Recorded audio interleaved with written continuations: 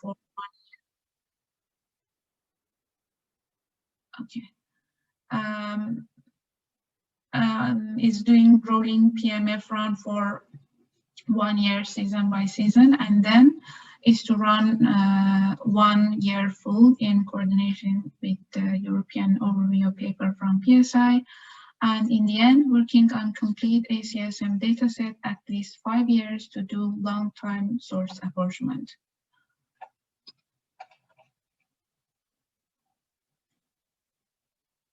Am I still here? Yes, we can still see you. Sorry?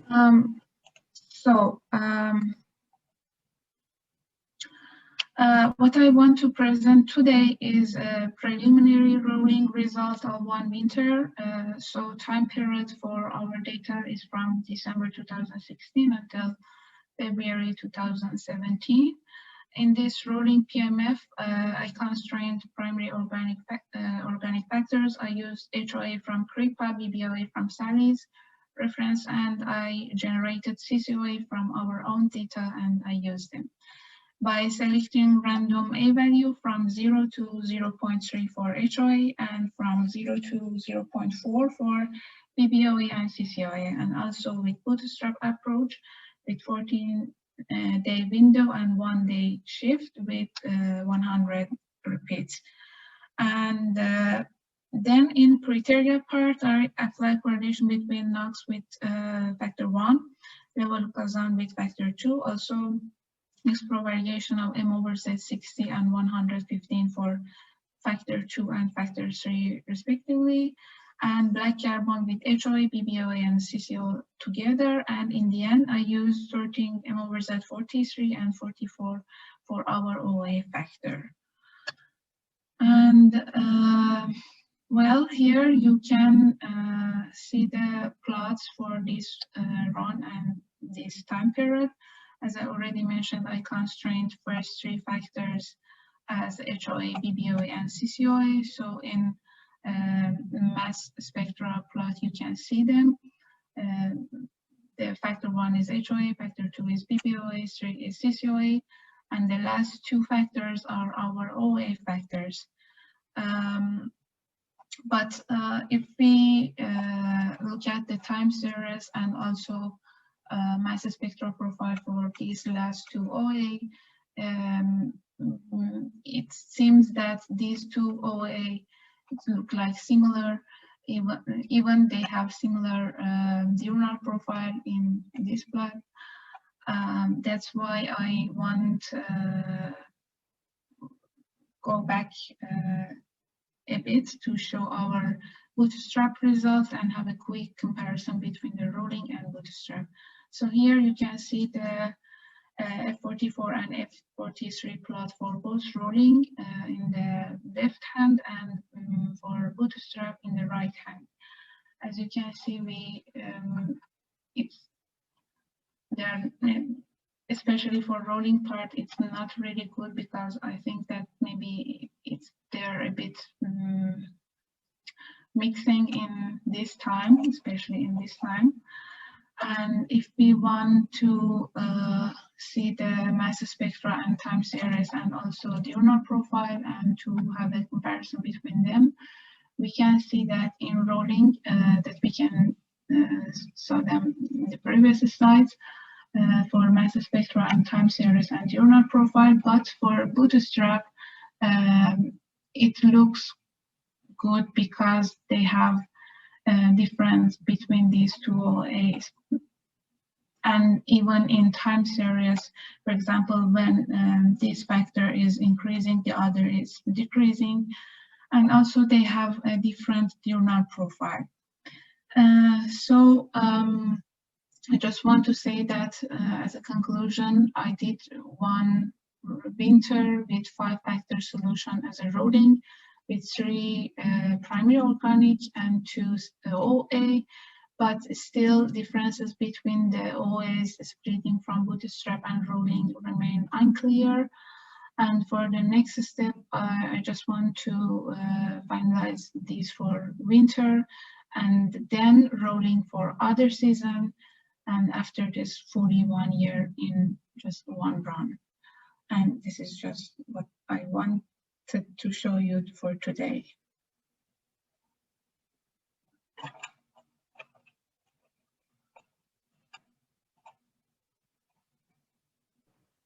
Thank you. Yeah, thank you for your attention. I just want to know that if somebody have some idea or opinion about the rolling and bootstrap, it's very welcome to her. Yeah, I mean, the rolling and the bootstrap, even for rolling and the seasonal PMF, will be quite different in regarding of for the OOA. So when you compare this between the rolling and the seasonal, the OOA, it's supposed to have more differences for the OOA factors between the seasonal PMF and the rolling. Yes. So, in my opinion, here for your rolling results, your OA1 and OA2 is the same factor. It not only just seem to be alike in the factor profile, but also the time series. Yes. So, and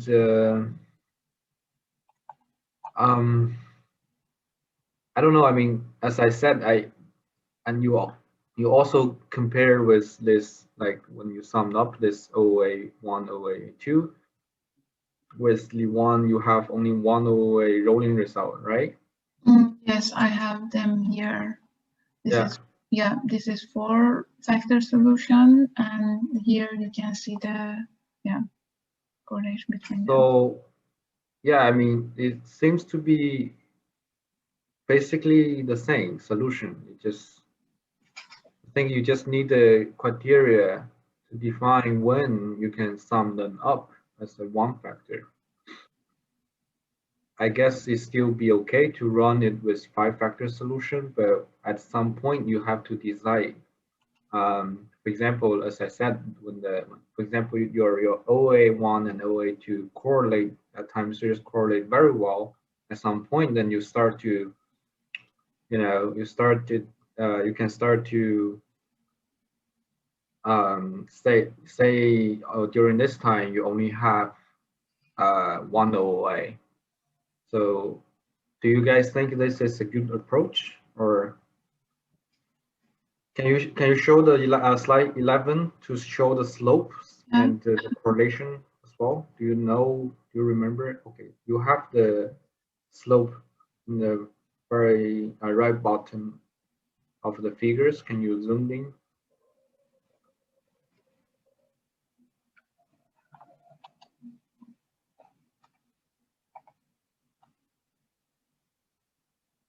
Yeah, the slope is 0.92 and the R-square is 0.99. So the difference will be just for those periods, the blue points. Those are really driven, make the overall slope smaller. What time is it? What time period are those points? The blue points. Yeah, right there. The blue points is February. Okay. Yeah. Yeah. Yeah, I don't know. I mean, beginning of February. Okay. Do you guys have any thought about this?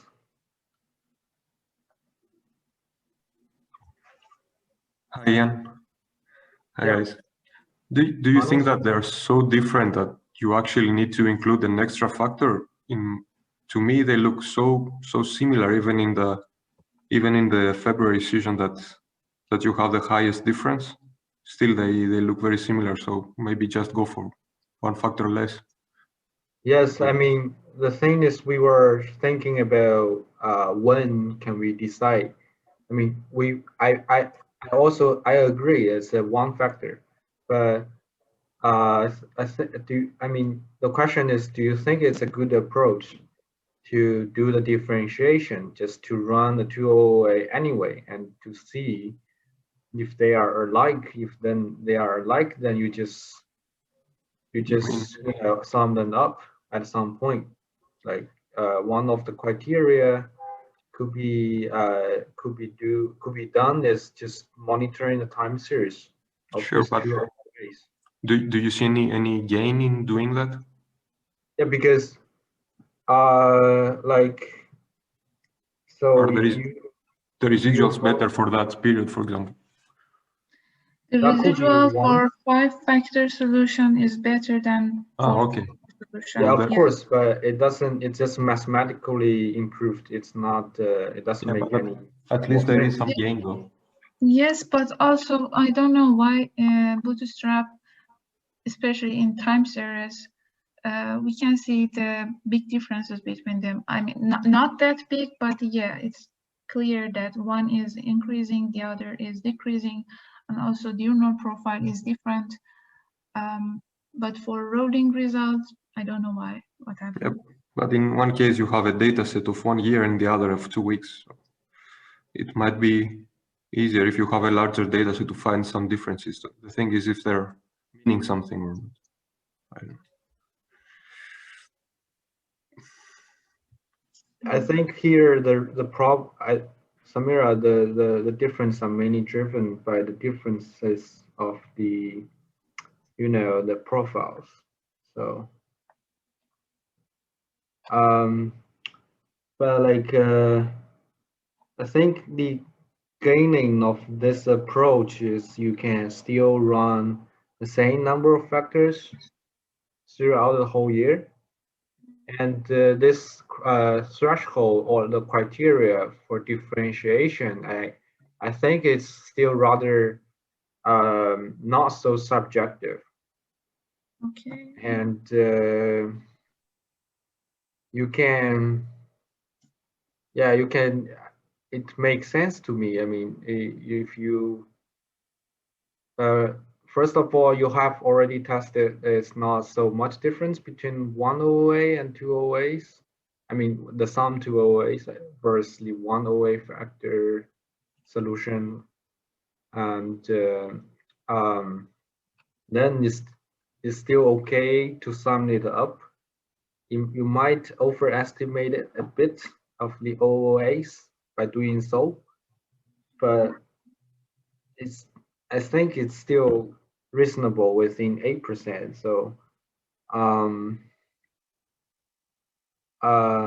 yeah, that's that.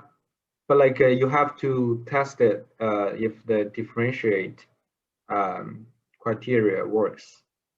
Okay. You know, so this should still need to be tested. I will try to apply different type of criteria for factor 4 and 5 into OA. Yeah, I mean, if it works, then I think it should be one way to do so. Yeah, and yeah, okay. Okay. Yeah, Thank you. I think it's good. Yeah. Any other idea, opinion from other people? If no, maybe I can stop the sharing. Sure. Okay. Yes. Yeah. Thank you. Thanks.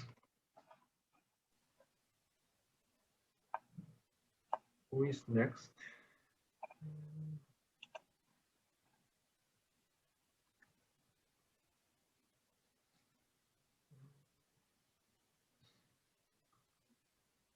So next is Jenny. Okay, we are 10 minutes ahead. Jenny, if you are ready, then you can start sharing.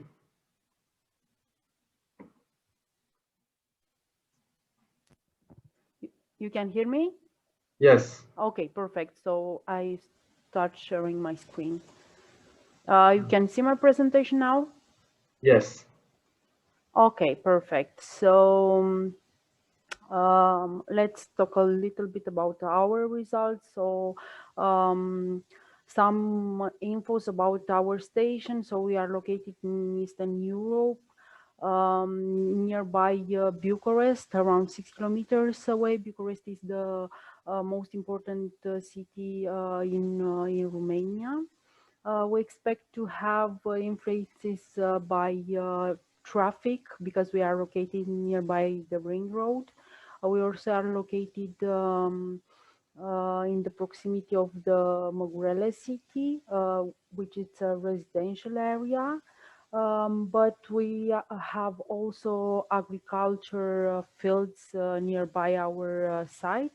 The site is with the red star in the pictures. We analyzed the data for this experiment from September 2016 to August 2017, and we have gas phase information, also black carbon and some meteorological measurements. After several discussions with Jan and tries, we stick at the end with four-factor solution, and I'll show you why. So we took the traffic and biomass burning. We constrained the HOA using our local factor and BBOA using NG. We took random values for HOA between 0 to 0.3 and for BBOA until 0.5. And we at the end stick with 40 days window and 1 day shift and 100 repeats. We use the p-value of 0.01 for criteria based, and we use sorting for secondaries. These are the results of our rolling runs, which from our point of view look quite reasonable for the entire year. And corresponding time series with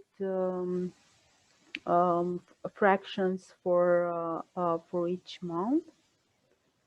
On the error estimation, the highest is for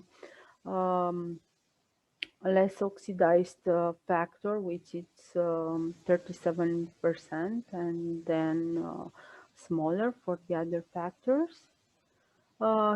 Here is the distribution for each season and each month. And we are going to our issue then that Jan already explained at the beginning. We have an issue with F44 versus F43 model subtraction. As you can see, when we subtract all the biomass burning and secondary factors, we have reasonable plots. But when we subtract only the secondaries, the F44 goes up to 0.5 or even more. Except for the summer case, which is in the right side of the slide, which the figures are almost the same. It is not so dependent if we have secondary or BBOA subtracted.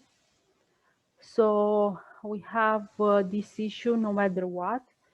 So here are the runs with different number of factors for each season. So it's 4 for autumn, 5 for winter, 3 for spring, and 5 for summer.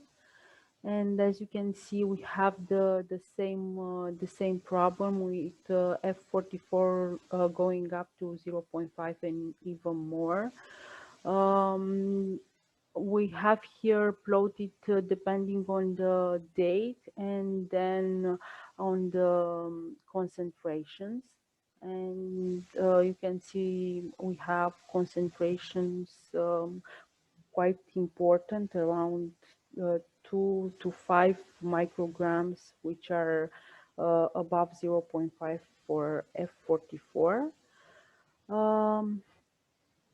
And then in the summer case, we run it with 4-factor and then try it on Yannet device with 6 factors, so including also cooking and even cold combustion. And you can see for 4-factor, it's nicer than when we had it 6-factor. So this is one of the reasons that we stick with 4-factor solution at the end. And here, because we thought on our discussions that this could be due to the fiber effect on our data, we run it for January, because this is the worst on winter is the worst thing with signal corrected and not corrected for the fiber effect, and we have pretty much the same figures in terms of this F44 versus F43. So I think this is all from my side. If you have advices, they are really welcome. Should I stop my screen share or not? Yes. No. Okay. Can you show the mass spectrum of the always? Okay.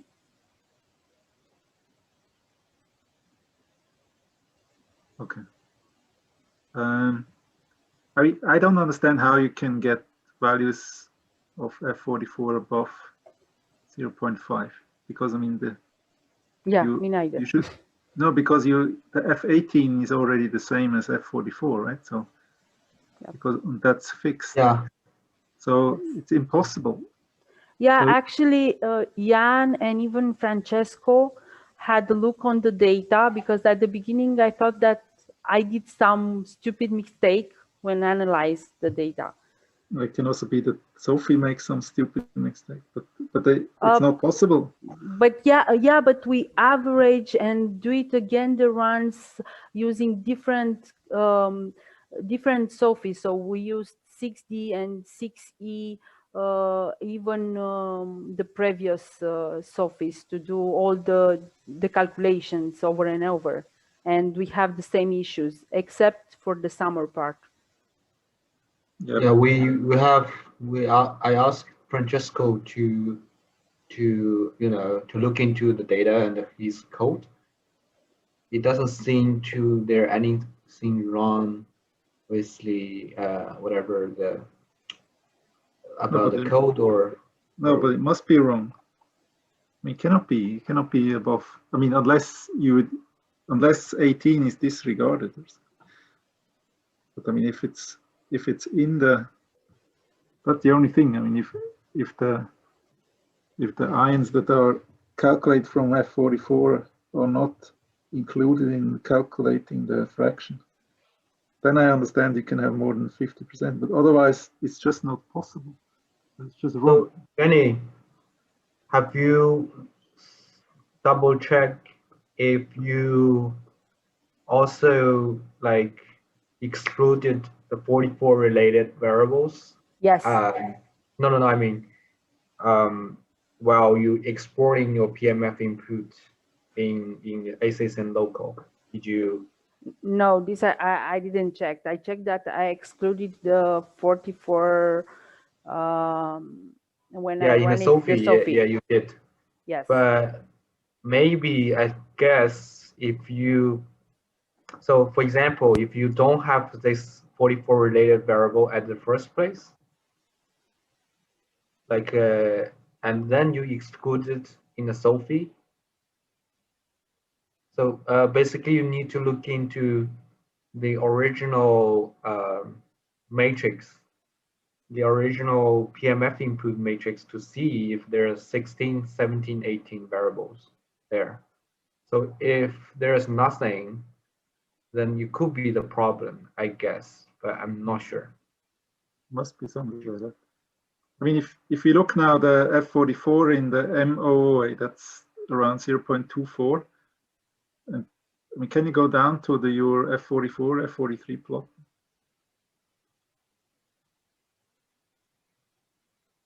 I mean, do we see the PMF? I think there was another one, or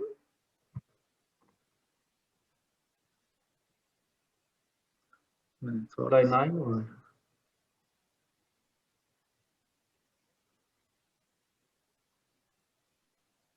Yeah, I'm not sure. Yeah, I mean, some of them are okay. Yeah. Yes.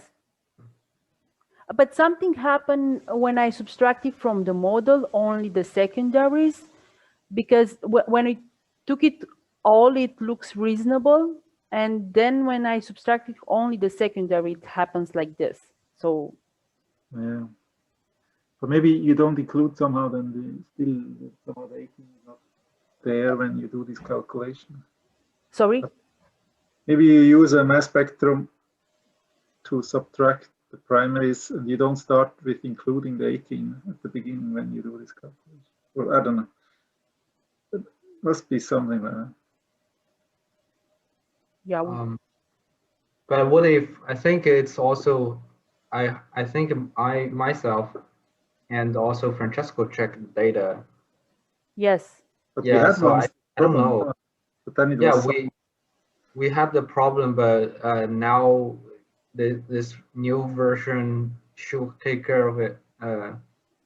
No matter what, like if you, even though you blacklist them, they will still take care of it now. So well, but maybe I you don't have know. to calculate for a specific point, I mean, to see what's happening.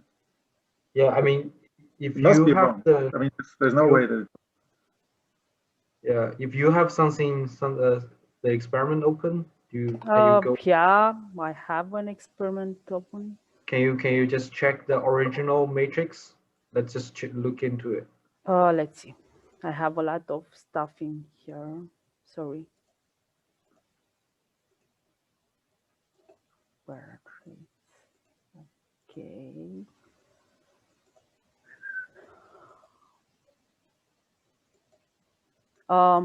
You wanted like the input. Yeah, can you? We are still in the slide. Okay, let's stop sharing and share the screen with the Sophie. I cannot see the Sophie. Sorry, you I can cannot. just share the whole screen. Yeah.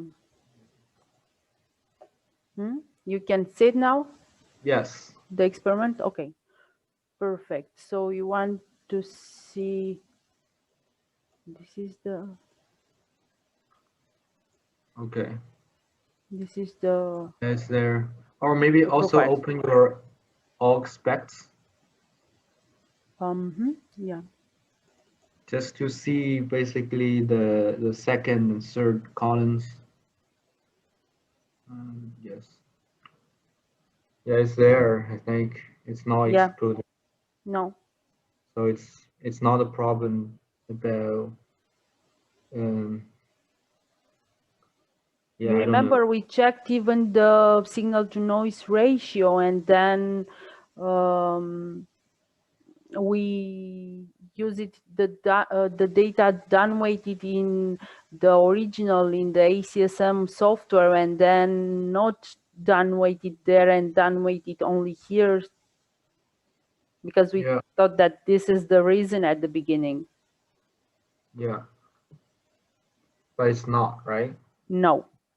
Yeah, I think 44 is not so. It's noisy. It must not be noisy. It's the most significant signal. Yes.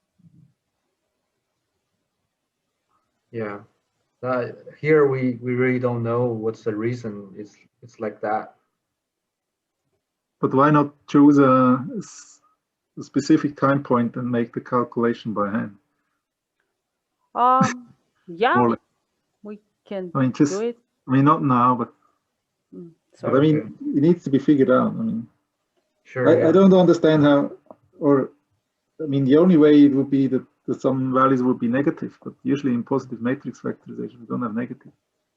But otherwise, I don't see how you can get more than not 50%. You cannot be more than 50%. Yeah, it's only if you would have sense negative contributions. Some.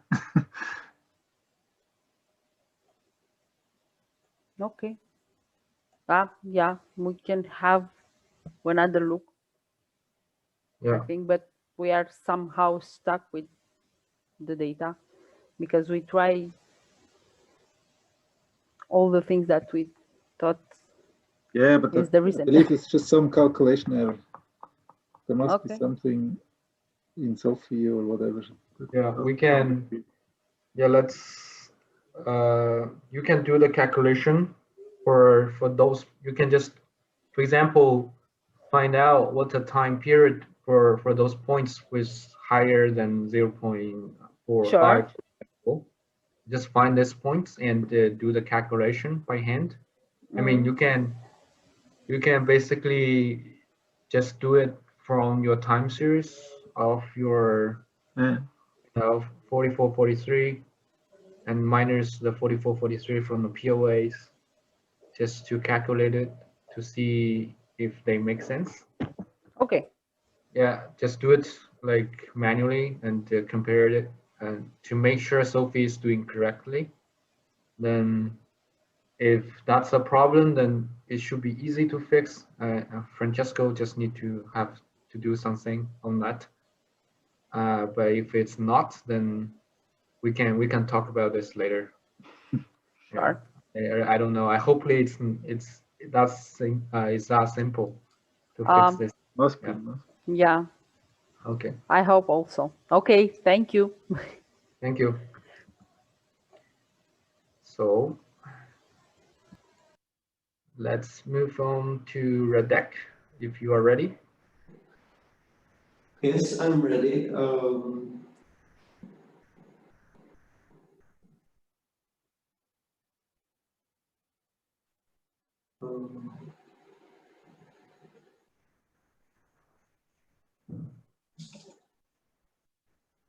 Can you hear me and see the slides? Yes, but we are seeing the present mode. Sorry, what? Yeah, you can swap.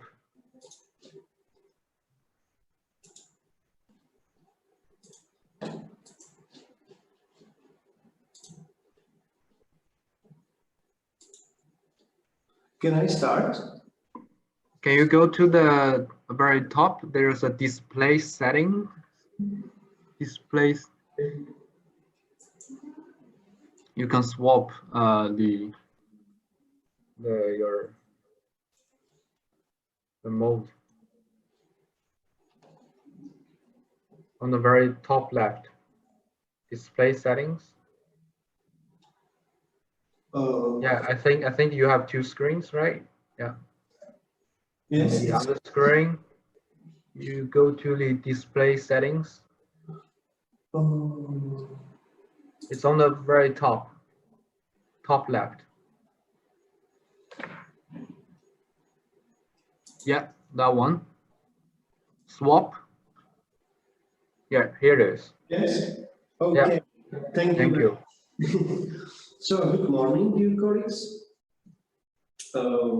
Now I will present the results of rolling at the rural background station Košice, located in the agriculture in the Czech Republic. The results of our modeling is a 5-factor solution with 3 fixed factors. One BBOA, and BBO is from our winter solution. and factor combustion is our emission profile. So we tested several possible solutions, for example, a 5-factor solution or a solution with HOA or modeling of individuals' seasons separately. But this solution is best for us. Here you see the profiles and the daily courses of individual factors. We don't have morning peak to HOA. This is probably due to the distance of the measurements from transport sources, but we have typically afternoon peaks for BBOA and coal combustion factors. Here you see the overall causes of concentration of octane factors. Higher concentration of coal combustion factors in spring and summer are probably caused by better mixing of the boundary layer and due to transport of emission from coal-fired power plants or hotspots localities, and because our BBOA profile is more of a residual heating factor, because people from the vicinity of Košice heat their homes mainly with brown coal and biomass. So these two sources are difficult to distinguish from each other. So there are error estimation of individual factors. Sorry. There are contribution of individual factors in individual season. The highest concentration of organic aerosol were detected in summer. The lowest in autumn.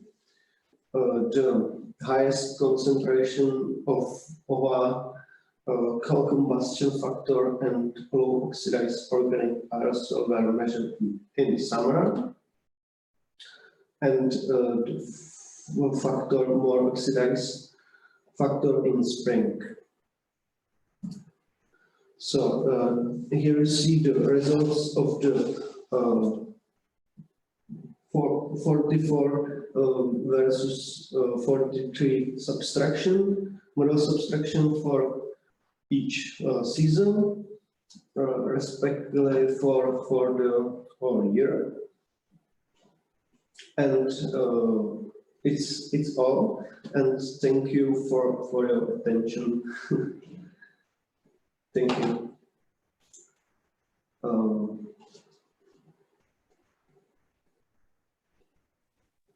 Thank you.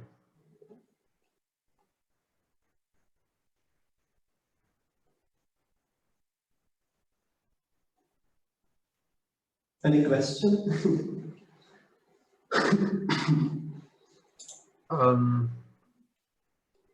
Can you show again the diagonals for the summer CCOA? There, this slide. Yeah, no. I mean, I think I asked you to plot something like the diagonals just for the summer for the CCOA, right? Just during the summer, for example. Here's the whole year. Here's the whole year, yeah. Sorry, I don't have for. I guess there's for summer. For summer. Yeah, just diagonals. Yeah, exactly.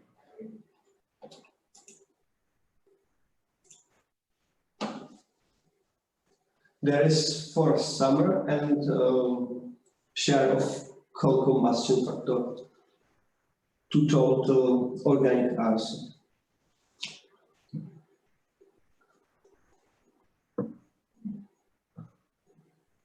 Yeah. Do you usually UTC or Yes, local time? UTC. Mm-hmm. So it's the time zone there is 3 hours or 2 hours? 2 hours. 2 hours in summer.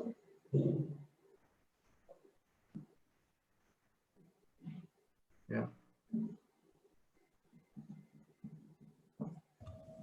Do you think? Yeah, I don't know. Do you think it's a bit maybe? Can you show the HOA for the summer? Did you have it somewhere?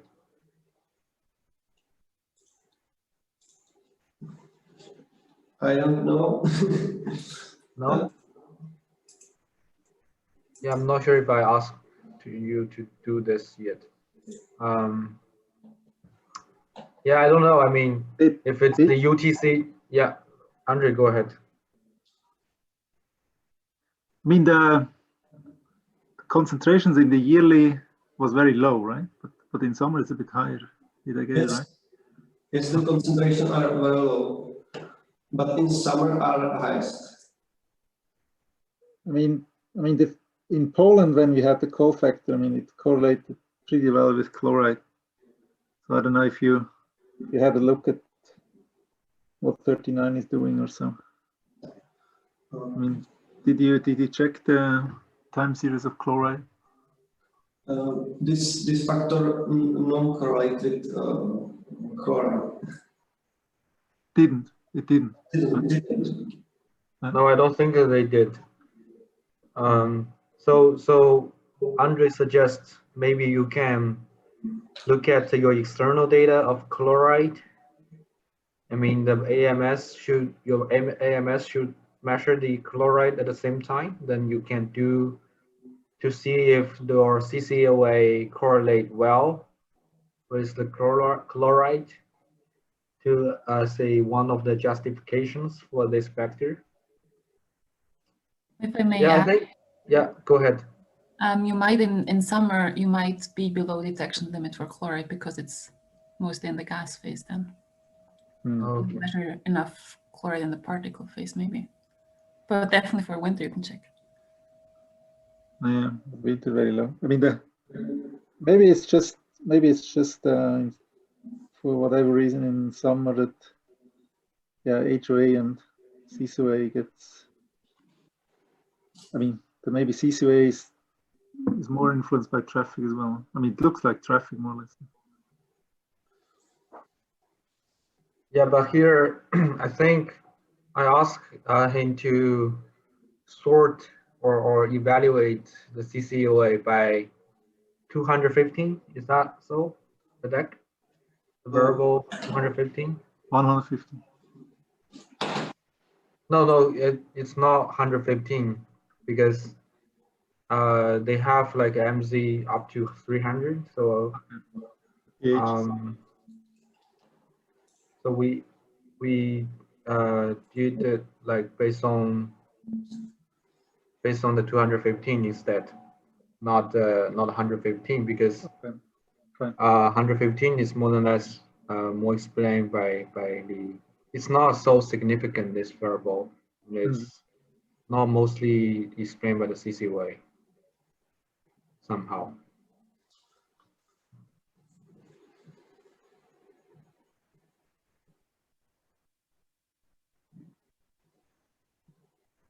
Yeah, I think it's still quite a bit skeptical about the summer CCOA. You had this like HOA like diagonals. I'm not sure. Maybe you can try. Yeah. Can show we have the mass spectra of summer. No, I don't have mass spectra for summer. Sorry. But I think you That's did, the one right? constraint. I asked you to do that before, right? Did you? Have you done that, Radek? No, we don't correlate this factor with chloride.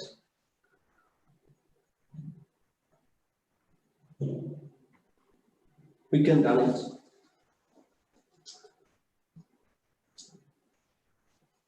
Andre was asking if when you do the UNC, yeah, if you just the unconstrained PMF in the summer, I think. Unconstrained solution. Or even the constraint. I mean, if it's not strongly constrained, question if it moves towards a more HOA-like spectrum. I mean, I would look if the CCOA becomes more HOA-like in summer or something.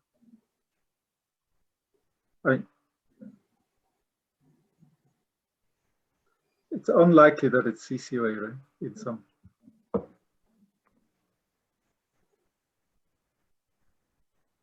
I mean, do you have external data for? No, probably not. That correlates with HOA or traffic. You don't have a traffic indicator, NOx or. I think they have the BC traffic. BC traffic. I mean, have you tried to correlate HOA or the sum of HOA and CCOA with BC traffic to see if the correlation improves if you add both? Yes, we have.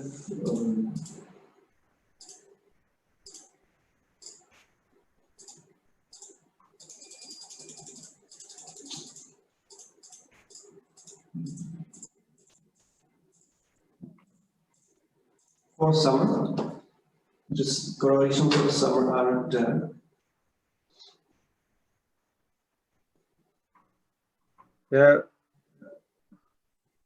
My question was if the correlation gets higher if you, for example, add HOA and coal together and correlate it with BC traffic. If the correlation is higher than with HOA alone, then that would be maybe a sign that maybe basically the CCOA will be a split of CCOA HOA is a split of both HOAs. I don't know, it's just an idea. Yeah, maybe it's worthwhile to try the multilinear regression. Yeah, or just or use the sum to see if the correlation gets higher. That for me would already be quite a good indication. Yeah, but I think now also the problem is in the summer, the CCOA have like larger mass concentration than the winter. I mean, overall their data have more mass concentration of organic aerosol in the summer than the winter. That's also one of the reasons causes this, I guess. Yeah, but overall, still the CCOA concentration is still very low throughout the whole year. Yeah, those, I mean, I guess, I think I tested for the summer.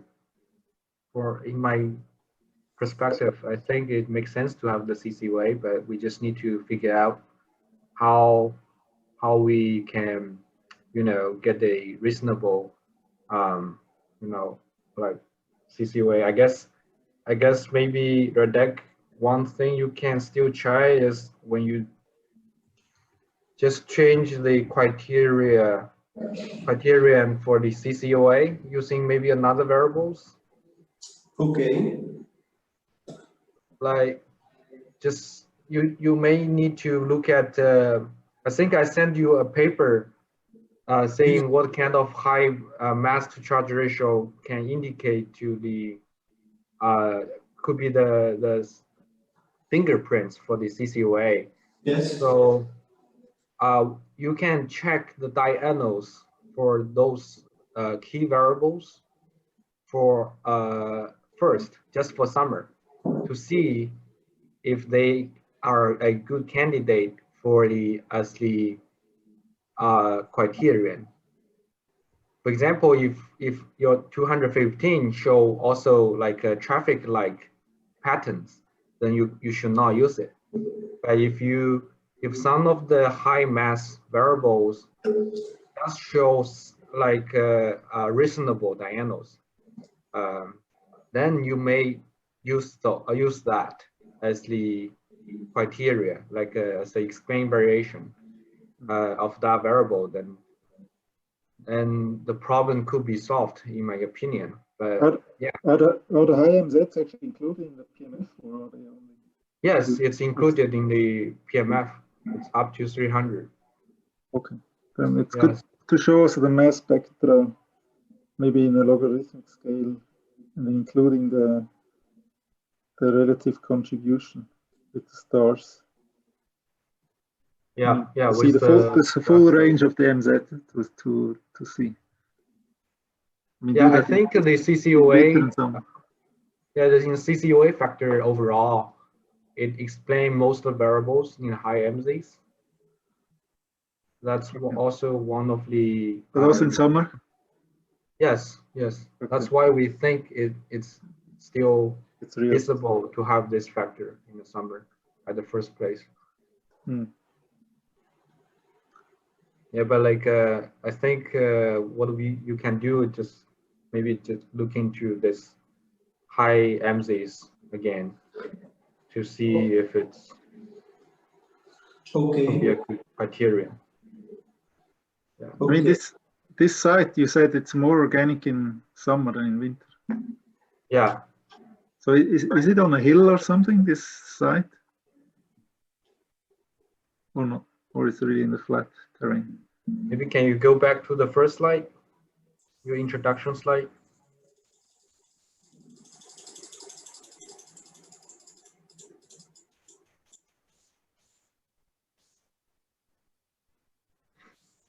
I think it's a tower, right? It's like a 30-minute above the. It's a bit of hilly area. Yeah, okay. Maybe in winter you're kind of a little bit above the haze a bit. No. Yeah, it may happen.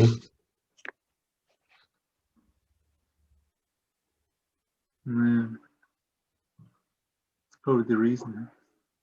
Yeah, I think they applied CDC, and seems like they have smaller CE value in the summer and spring.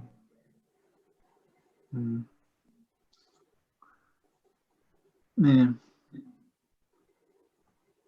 Yeah, but I think they have making quite a bit progress. So yeah, no, I mean it's not impossible that all the concentrations are higher in summer because of the meteorology. Yeah, but still a bit weird that it's so much cold. Are there any? Well, this doesn't look like there's any. It's quite rural. No industries close by.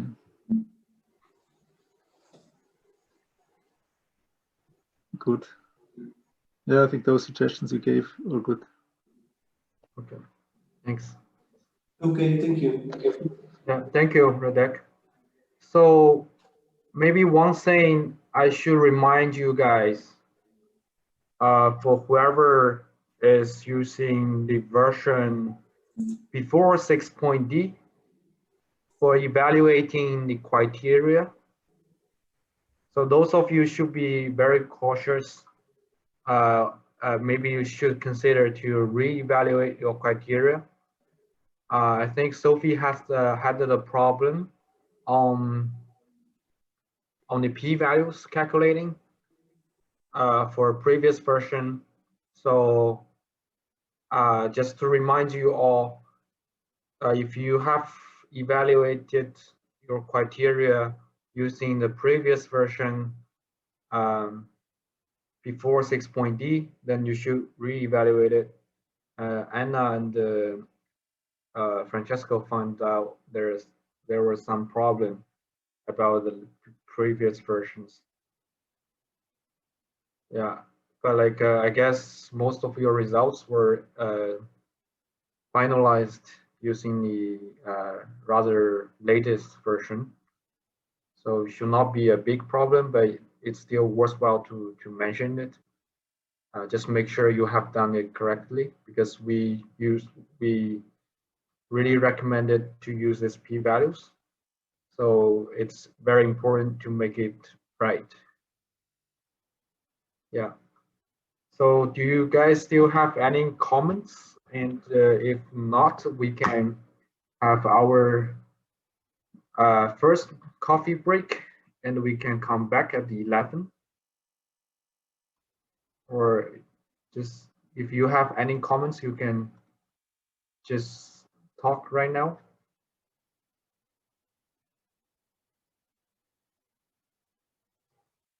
No? Sounds good then. Let's meet at 11 in 47 minutes, 37 minutes.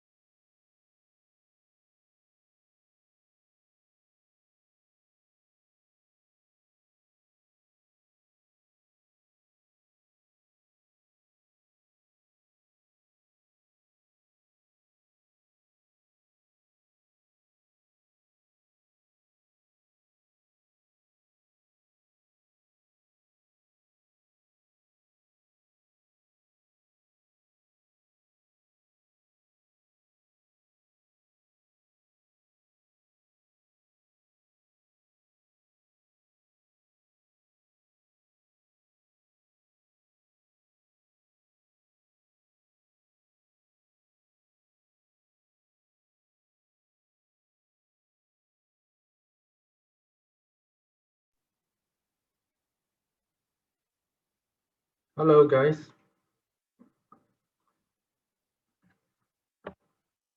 Can you guys hear me? Yes. Yeah, I can hear you. Yeah. Just to Yeah, let you and, know, just yeah, to let you know thank you. before we start, I'm only here for a couple of hours. I've got an examination to do this afternoon, but I thought I'd swing by for part this morning. Oh, nice to meet you, James.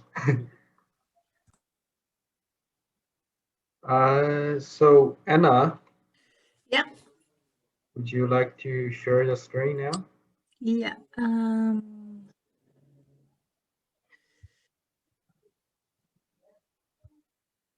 Okay. Can you see it?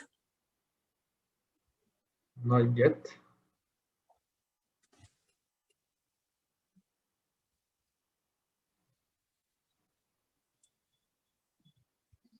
No?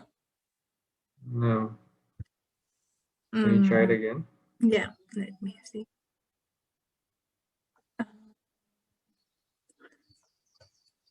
Yes. Yeah. Okay. So I'm going to present, well, since the last workshop, I've been working on finalizing the seasonal solution.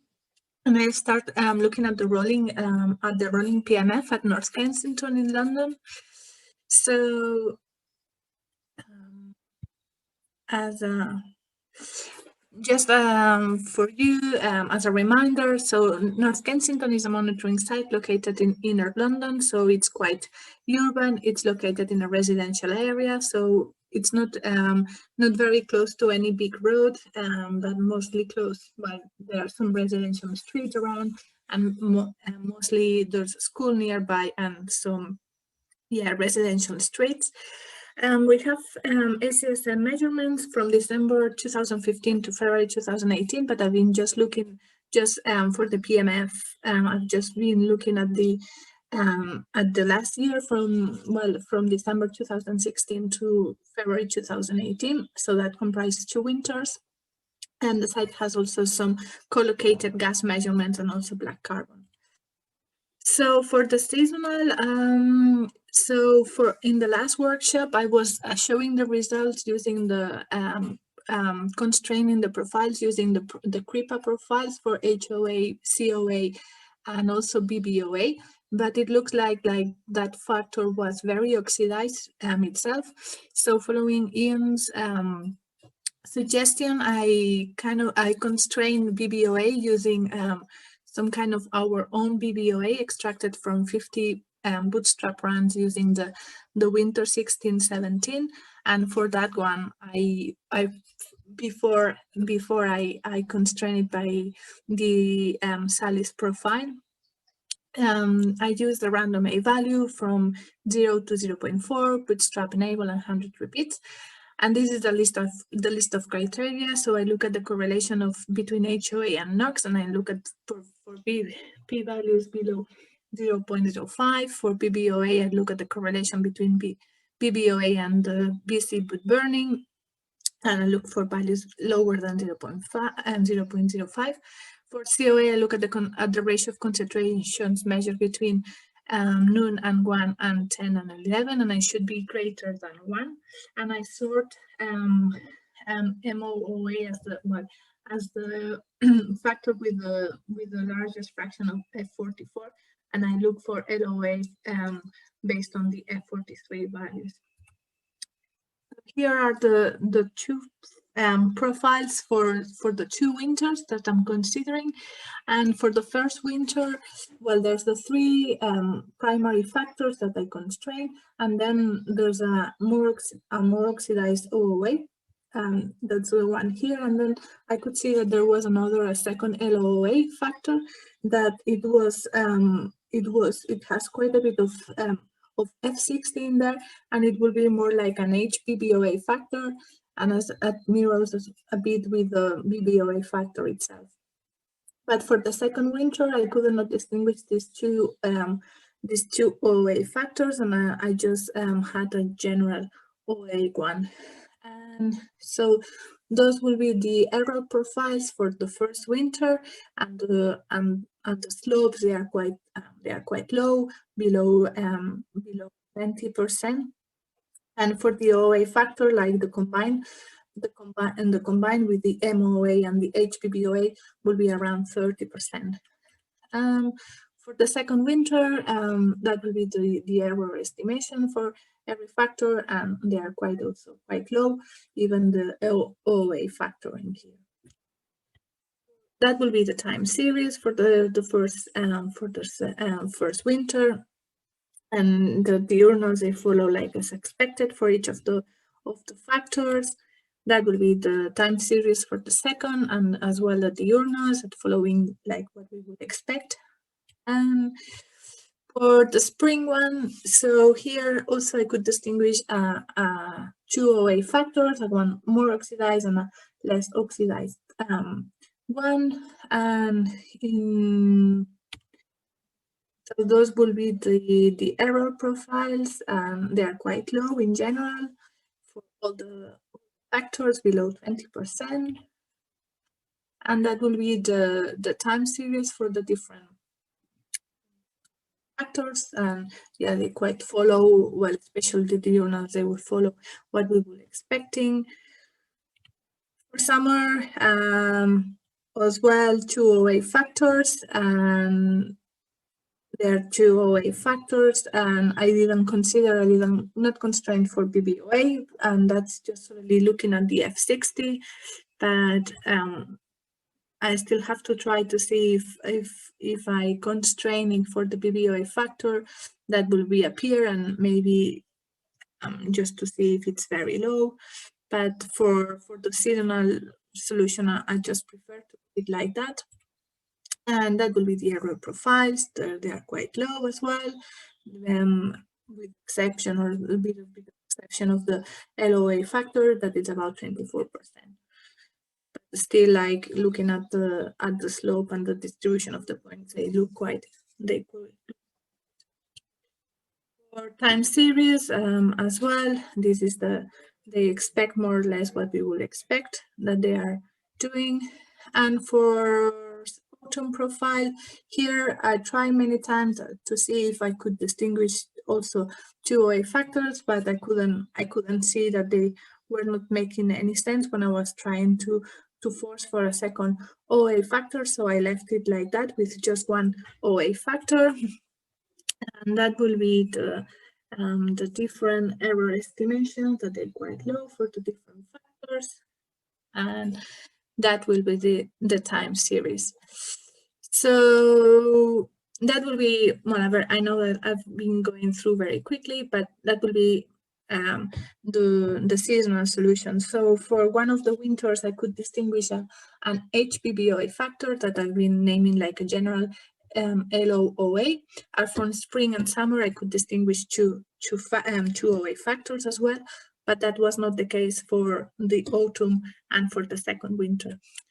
And that will be the separation of the two OA factors in the F44, F43 space. And I think that they look quite nice in the sense that the first in the first winter that I could distinguish the two OA factors, that's more towards to the left part of the graph, while the spring and the summer, they are more towards the right part of the graph, and that will be something that it's expecting. That's more oxidation of biogenic sources, and that will be more like the oxidation of the combustion sources. So what I was saying, that I mean, there's this challenge of like there are some seasons that I could just distinguish one OA factor with just looking at the seasonal profile, at the seasonal solution, but there are other solutions, other seasons that the 5-factor solution is the best one. So that it's a bit of a challenge how to distinguish these, like the periods with these two OA factors. So, well, I've been running some PMF and focusing on the 2017 using 14 days window, 1 day shift, bootstrapping enable, and I just start with 5 runs to start with. And this is a list of criteria that I use. So I use the ones, like the first 4 ones are the same as I use for the original solution, but I added this one following some long discussions with Ian. So see if we could distinguish these 2 periods of of 4 or 5 factors if we were looking at the correlation, the MOA and the LOA, and give like see if we can distinguish or define a threshold that we can actually give to distinguish these two OA factors. That will be the time series of the correlation between the factor 4 and factor 5. And you could see that it's quite, well, there's quite a lot of values itself, and it goes from 0 to almost 0.9. And it looks like, well, even if the values, they are quite spread through the year, like in the warmer months, there might be more periods with low correlation values. So that might be an association, that might be an indication that maybe when the R-square is below, let's say 0.4 or 0.2, that will be more, that will be when we have like this MOA and LOA factor. And for the other periods, like the higher values, there might be when we have the HBOA factor. But well, that's looking at the seasonal solution. Yeah, I mean, the LOA factor, that it's named as LOA, that it will be more a HBOA factor. It correlates quite well with the BC boot burning, and the two OA factors doesn't correlate much. But then in the seasonal solution, the LOA and MOA, they correlate quite well. So, well, that's something to bear in mind, but that might not be representative either for the rolling solution. So I've been just looking how the profiles look like, where the R-square of the factor 4 and factor 5 are below 0.4 and above 0.6. So for the first case, there's about the rolling PMF is simulating about, well, let's say almost 21% of the data points, but there's still quite a lot of like missing time points, about 17%. So those are the two, either three primary factors, and then the two in the sense of the two OA factors, they look they split quite well and they look quite sensible. So we have like an MOA factor and LOA and an LOA factor as well, but it's quite oxidized as well itself. And for the R-square is above 0.6. Well, in this case, there's not much data point that it's simulated. It's just about, 3%. And there's as well like quite a lot of missing points. So, and if we look at the two OA factors, so this the LOA, it might be more, it has a tiny bit more of F60 as well, and it's less oxidized when we compare it where the R-square is below 0.4. And just also like to have a look at how the time series look like. So that will be the time series for and the diurnals for when the R-square is below 0.4, and they look quite okay. And that's when they are above 0.6. Then I look how the F44 versus F43 space looks like.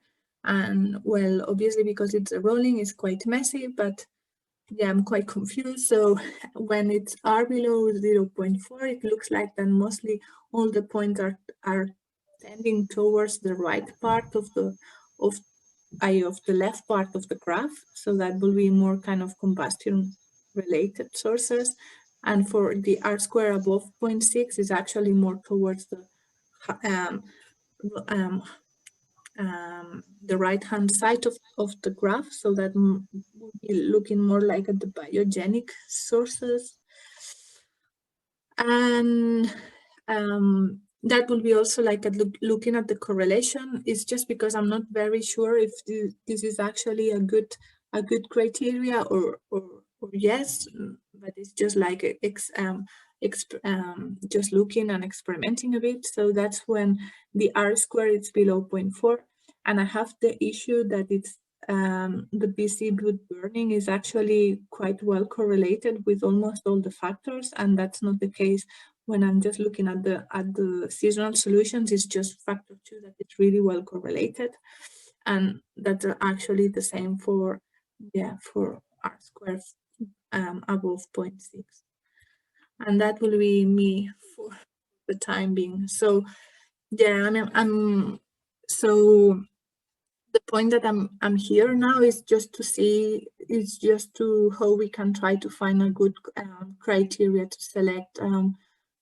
It looks like that there are two LOOA factors, and they are quite different. So the one in winter is more an HBBOA factor, and the one in summer is more like an oxidized based of the biogenic sources, but I'm not really sure how to distinguish them in a rolling exercise. So if you have any suggestion, that would be great.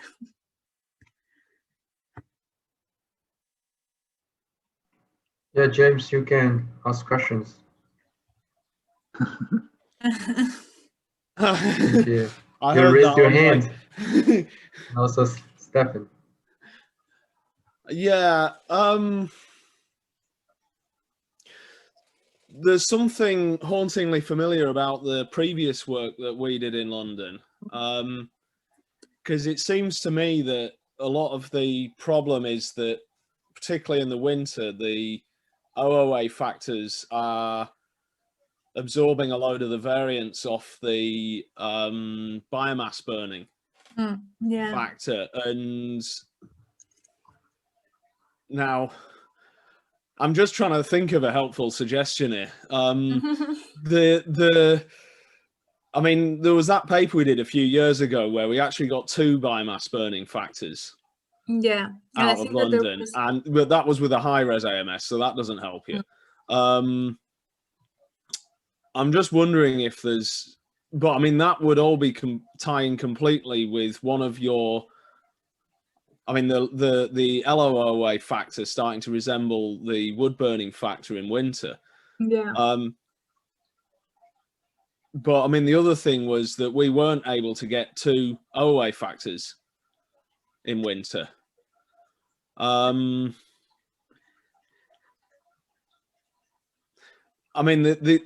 suggestion we had at the time was that we should possibly have 2 target profiles for the biomass burning, for the wood burning.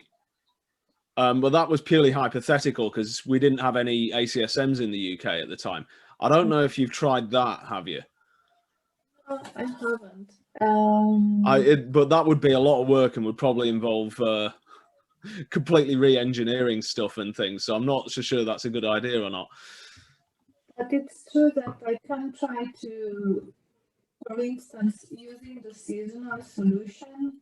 Sorry, I couldn't hear you then. Your voice has gone distant. Sorry. If I use the seasonal solution for the first winter, that will be this LOA factor here, but that it's more like an BBOA factor. I can try to use that factor to constrain in the rolling PMF. That will help as a kind of like So can I, sorry to interrupt, but let me just ask James. So I'm wondering, I haven't read the paper you mentioned before, but how different are those 2 BBOA factor profile looks like? They're a bit different. They're not hugely the profiles derived from ambient, they're a little bit different, but not hugely different. But they were different enough to account for a lot of the variance in central London. The 2 factors that we got were fairly covariant, not perfectly covariant.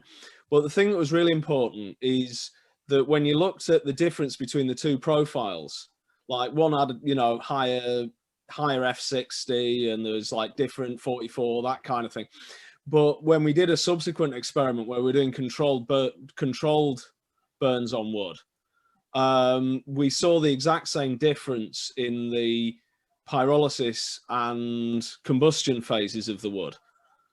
So we think that what that was representing is real chemical variability in the London data set, just subtle changes from kind of different kind of burning phases in domestic stuff. But I mean, we didn't actually get anything real out of interpreting the time series from it. But what it did do is, we think, give a better solution for the biomass burning by giving it effectively 2 factors instead of 1, much like analogous to the way that you get better accountancy of the secondaries by getting 2 factors instead of 1.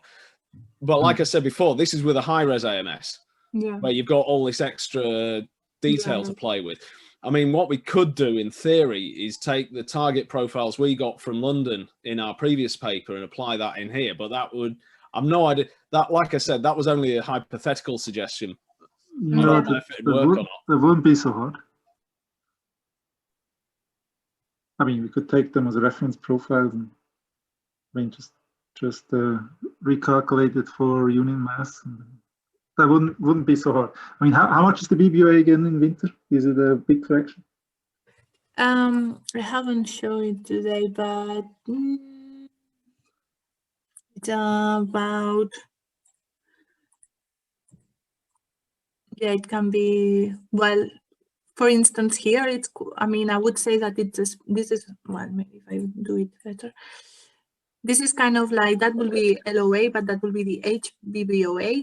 So yeah, that's quite, it's quite a bit chunk. And that's for the second winter and the autumn. So, I mean, it's quite significant, I would say. I mean, and I guess that here very taken. I mean, it's also in, I mean, the data set Ian was looking at Magodina, where biomass burning is very important in winter. Kind of needed 2 factors there as well to explain. Just seems like, I mean, just factors that are very dominant.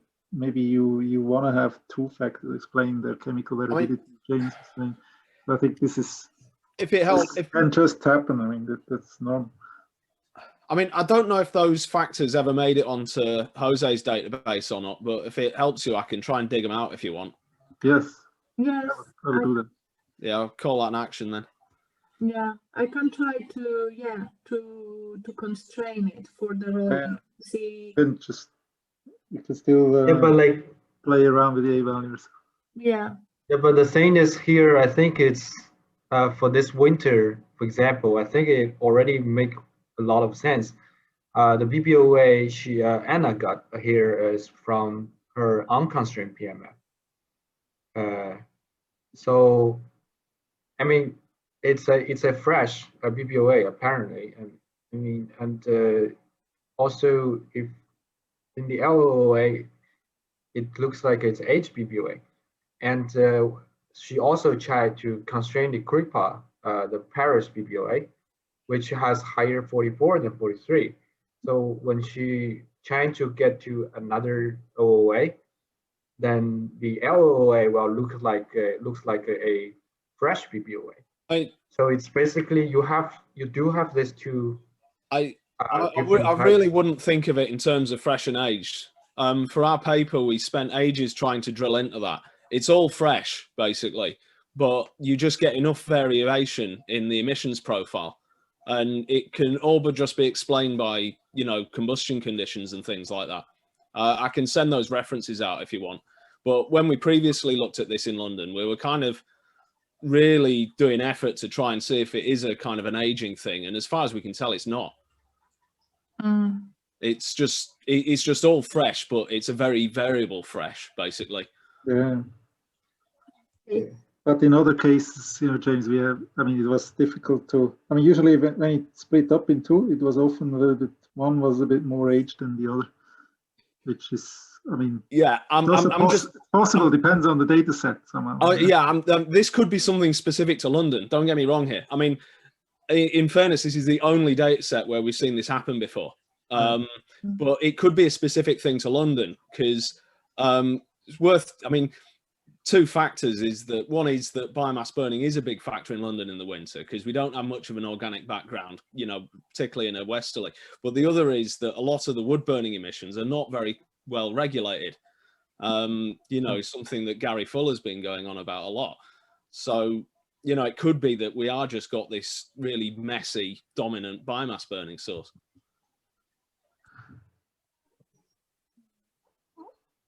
Okay, can we go over the different topic? So could you show the error graphs one more time? Yeah, well, those are for the seasonal one. Yes. Yeah, so that will sure how the be. winter look like, but okay. Yeah, maybe can you show me the autumn? Autumn.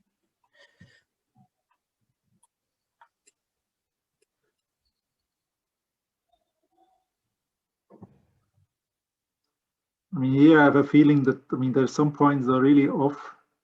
Yeah. Having more errors, and I don't know, I think I would investigate a little bit what these are, I mean, what these time points are, and maybe look at the residuals during this time if there's something special going on, and see if those points influence your solution quite a lot. I don't know. I have the feeling, but that's just a feeling. I mean, that's not looking at those points specifically, but because it's like towards the end of the season, because well, the season goes from September to the end of November. I think that there's a large variability in terms of temperature and as well of the sources. And I have the feeling that these OA factors that taking the 3 months data, I could not see match this HBBOA factor, but I have the feeling that some of those points, they are actually BBOA related, because that's towards end of November. You know what I mean? Yeah, okay, you can check if in the rolling these, I mean, the error of those points already getting reduced a lot, then it's fine. Otherwise, might be good to look specifically at those points if there was something special going on that maybe, I don't know, maybe you had some local stuff going on around your station that maybe, or something. I mean, I would at least check. Yeah, sure. I mean, what I'm a bit worried is, I mean, the amount of data you lose. I mean, you lose a lot of data, right? 10–15%, or how much? Yeah, when I'm looking at the R-squares. Okay. That's when I because I'm just trying to see if I can define a criteria when I can distinguish the two different LOA factors, and but maybe that's solved if I can try to constrain by this second BBOA. I'm not going to call it HBBOA, but yeah. I mean, what is striking to me in the lowest profiles is the high 15 in the left. Yeah, the 15, I think it's high fraction 15. So yeah, I'm not sure. Do you think that's an instrumental issue, or is it? I mean, well, I'm trying to. Well, I've discussed that with Ian, and he said that he removed F15 on his run. So I've been trying to do that, but I have something going on with Sophie, and I asked Francesco. So the new PMF without the F15 should be coming soon. Okay. But yeah, I mean, it could be that, I mean, this is still influenced by when you change the filters, and somehow you get a bit weird values there. Yeah. I mean, it often happens for low NZs with the QAC somehow. So yeah, I would be, I don't know, be cautious. Or I mean, if 15 is important in driving some of the things you're seeing, maybe that's, I mean, it would be good to eliminate it and make sure that things stay the same. Okay. Yeah, I mean, this signal is anyway noisy. Yeah. Okay. But it might, it's still a big signal, so it might still influence your solution quite a bit. Yeah. Yeah, I'll compare the result without the F15 and see. Yeah. Okay. Yeah. But like, are you guys happy with the way to doing the differentiate. That's I think that's one of the most important topics we want to discuss today as well.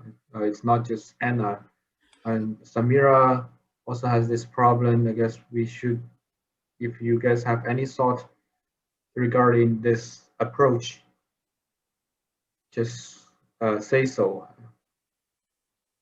Or should we? Does Stefan has a question?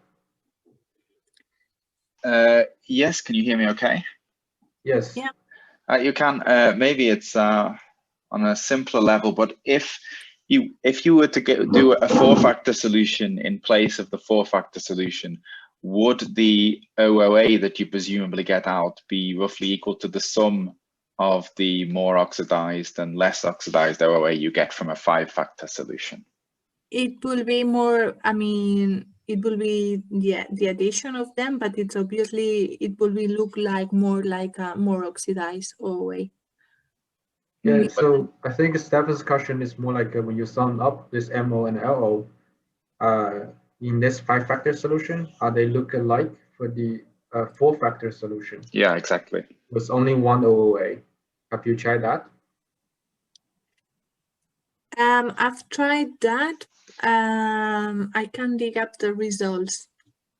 Because and also like a second follow-up to that would be, could that be an optimization you could do, so you can find a 4-factor solutions where it's approximately equal to the sum of the OOA factors in the 5-factor, and then you would have the same number of factors for all of the seasons, and it would be much easier. Yeah, that's basically what the Samira has done. So you can try to compare those, yeah, I think in her data, her LO and MO, some in the winter specifically, are very much correlated.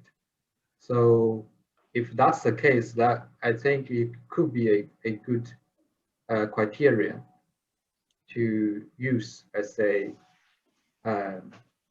to indicate, oh, at what time point you should have only one OOA. When you only have one, then you just sum them up in the solution, in the final solution. Then that's it. I think.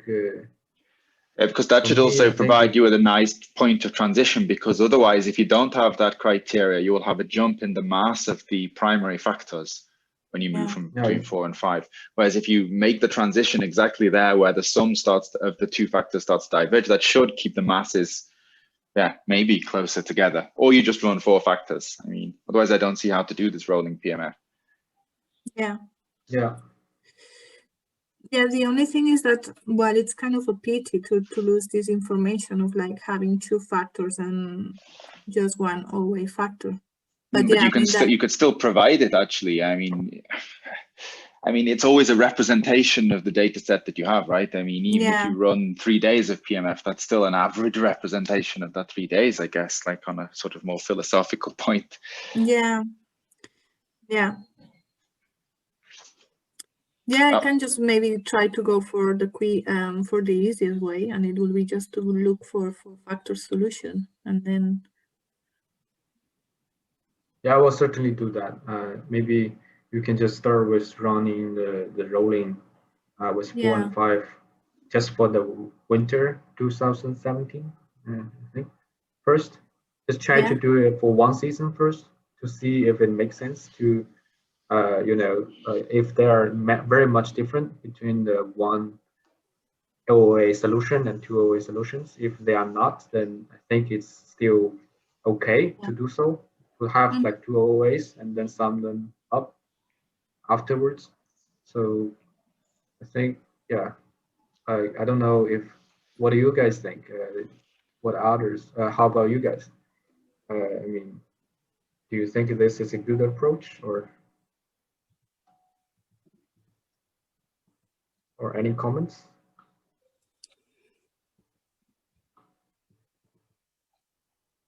No? Okay. Well, very well. Yeah, I think we should move on. We are a bit late. Yeah. Sorry, guys. But thank you very much, Anna. Yeah. So let's move on to the next.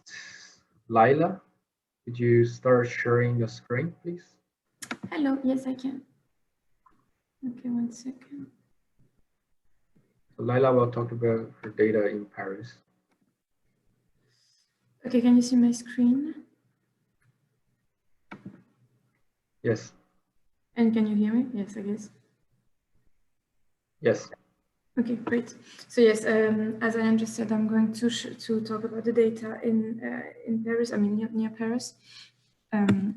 So our site is located in a suburban area near to Paris and at the Sutter station, and we've been having long-term ACSM measurements, and the data set is from January 2016 to April 2017. And yeah, just to say that the station is a regional background, but also has some influence from Paris, obviously. And so I continued with what I did before with the rolling PMF, just that this time I finally enabled the bootstrap. So yeah, I still use the SOFI version 6.8, HOA and BBOA constrained with creepyTiles profiles. We use a value from 0 to 0.5 for HOA and 0 to 0.8 for BBOA, and 28-day window shift with 100 repeats. And I used the same criteria, so the ones from the protocol. For HOA, the correlation with BCFF. For BBOA, the explained variation of the MZ60. And yes, and sorting MOA and LOA using F44 and F43, and also still the square root to differentiate both. I mean, and anyway, and to sort and differentiate both criteria with yes, F43 and F44. And before coming to the results, I talked with Olivier yesterday about the results, and I mean about everything, and he and we looked at how the criteria looked. And I mean for HOA and its correlation with BCFF, we can see that using the t-tests, we have like it selects. It doesn't select a lot of values for summer, so I don't know if it might be a problem to simulate also the runs for summer. And anyway, I'll go on and maybe we will come back to this afterwards. And yes, so for the results, I think it looks quite the same as before I was using the bootstrap, so it's kind of good that with the bootstrap it showed that the results are the same, so they must be okay, I guess. Anyway, I think the OOAs are now quite well differentiated, because for LOA we can see 43 and 44, and for MOA mostly 44 and 44. And also they don't contain a lot of F60, so they are also differentiated from BBOA, and also from the diagonal profiles for HOA and BBOA we can see like here the double peaks and the peak in the evening. For the time series and contributions, yeah, exactly. So yeah, the time series are look like this, but for the contributions we can see that BBOA always contributes quite a lot, I mean significantly, and also in the summer. So this is also a question that we have, if it might be a bit weird that contributes at least the same as traffic, I mean as HOA during the hotter month. For the error estimation, we have 19% for HOA, 18% for BBOA, 40% for LOOA, 32% for MOOA, and 21% for the sum of both OOAs. And yes. And for the contributions for the different seasons, so as I said, for spring and summer, BBOA contributes for about 10%, so even more than HOA, and otherwise the greatest contributions are for both OOA factors. Here, if we have the contributions, but not the relative contributions, we can see that well, there was a pollution peak in December 2016, so we can see that it's much higher, and also that BBOA in total contribution is higher than for the other month, but still quite high. I mean, quite significant during the warmer month, and yes, and during the winter, BBOA contributes more than in the other seasons, comparing to the other factors. And here the F44 versus F43 plots. I guess the more we can see the separation of MOOA and LOOA because I plotted both, and the differences for the 4 seasons, and well, the plot for the whole period is a bit more messy, but we can still see a little bit what it gives.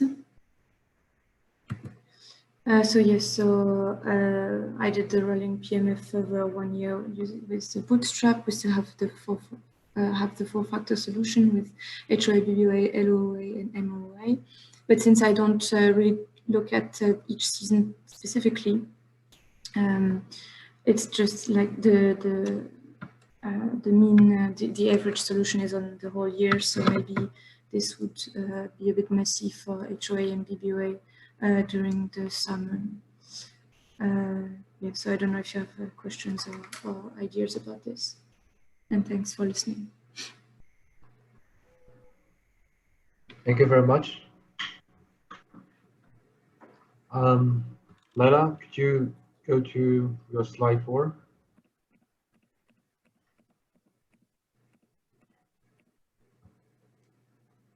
So I'm wondering how many missing points in the end for these results you have.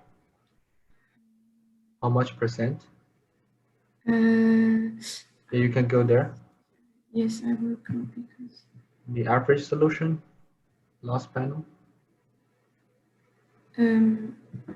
Here, no? Yeah, here you can see it as well. Yeah. Okay, yes. Oh, sorry. No. No, wait. Yeah. I'm a bit in the last. Yes, exactly, in the inspect Yeah. selection. Here, okay. It's not too much. Being 30 data points was missing, in the end. Yeah, it's not too much though. Yeah, I guess still, for me, it's still, you know, within the reasonable range, like for the missing points in the end. I won't worry too much, but if you really want to see what happened during that period, you can just try to select those points have low score between BC wood burning and your BBOA. Just select those points to see how the PMF looks like in the end. You can just summarize and averaging those solutions. It will be just like maybe 30 data points. Then you to see if it makes sense. You know what I mean? Look at the errors or the residuals for those. Yeah. But I mean, I won't worry too much about this. Yeah. Okay. but I won't worry too much about those because Yeah, you're in right. the end, Probably it's it's just just 30 points, 30 data points. So yes. It's 30 data points is like yeah, not too much.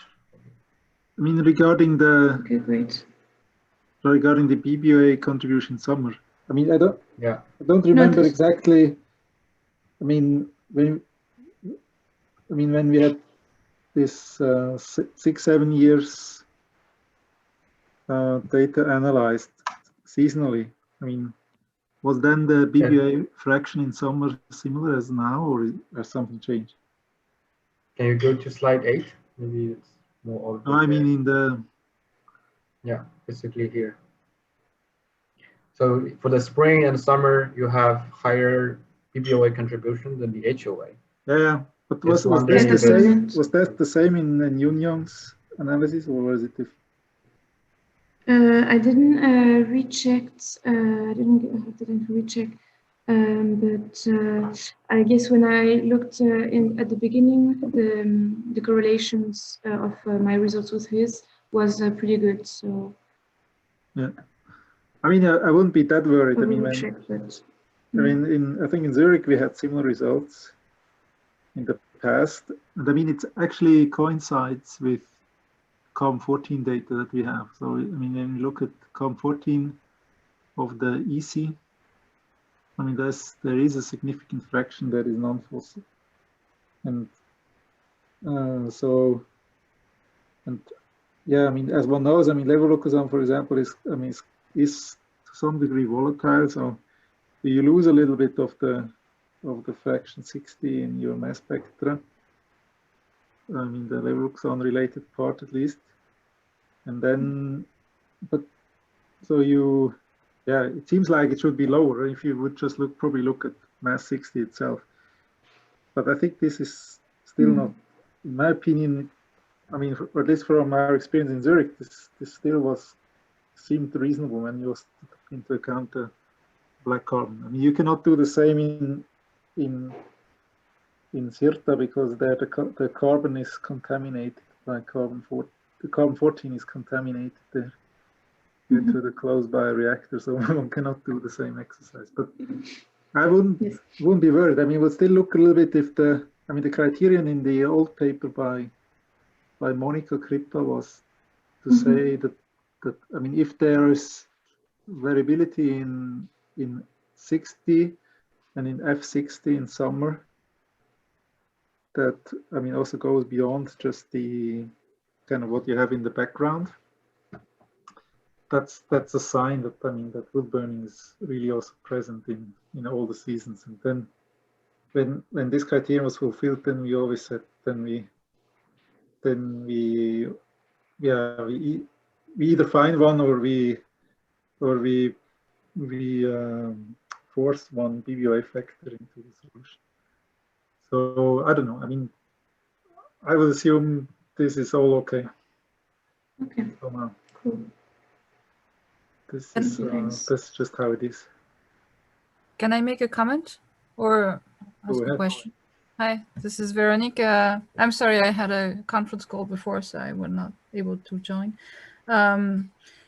Did you check the correlation with your BC wood burning for this BBOA in summer? Yes, I mean for the whole period, but I couldn't use this criteria because it doesn't correlate that much in the summer. I mean, BC wood burning in summer usually doesn't work well if the contribution of biomass burning is small. And yes, you can see that it doesn't. Yes. And the second thing is you have of course much more noise in summer on this MZ60, and is it a problem that we take the average uncertainty for the error matrix and not a variable? I remember there was this option that was discussed in Sophie, like you have this cell-wise uncertainty matrix, especially for seasonal masses like this, where you could have really strong variable in wintertime, and it could be a weak variable in summertime. This may have been discussed already. I'm sorry. No, but the uncertainties are taken for each point, right? But I mean, you mean the choice of downweighting? Yes, because maybe if it's considered a strong variable, it really tries to fit these points. I mean, this and you may just push it a bit too much, the BBOA factor. No, I think the uncertainty is included. I mean, as a function of time, it's not constant, or I don't know. Ian is. I'm not aware of anything. Yeah. So, Veronica, did you mean the way we downweight it? Like, yes, I think now is the average is taken, but there was this cell-wise option. It is. You still have this option, but I think there's something. I don't know. I mean, at least Francesco and Anna both suggest me to do it average-wise and not cell-wise. So, okay. Anna, are you here? If you can make a comment. Yes. I'm not sure why. I think it really depends on your data set. So, and how consistent your variables are over the year.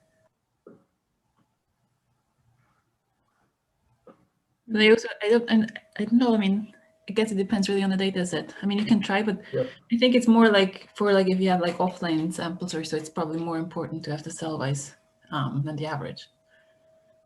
Okay. Yeah, but like, is that true? That the Sophie still had the problem doing it cell-wise?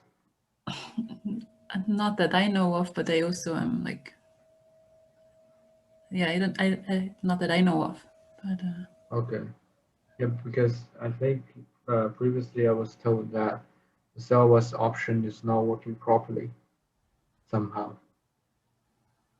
I think it's working properly now, at least for the people from offline. It was working properly from the data that I've seen. I'm not sure it has been extensively tested. No, not yet. Anyway. But so far we all recommend to use average so far. Sorry, it could be interesting to see how much it influences the solution, especially when the this BBOA is supposed to be low, and this data has obviously more uncertainty in summertime than in wintertime.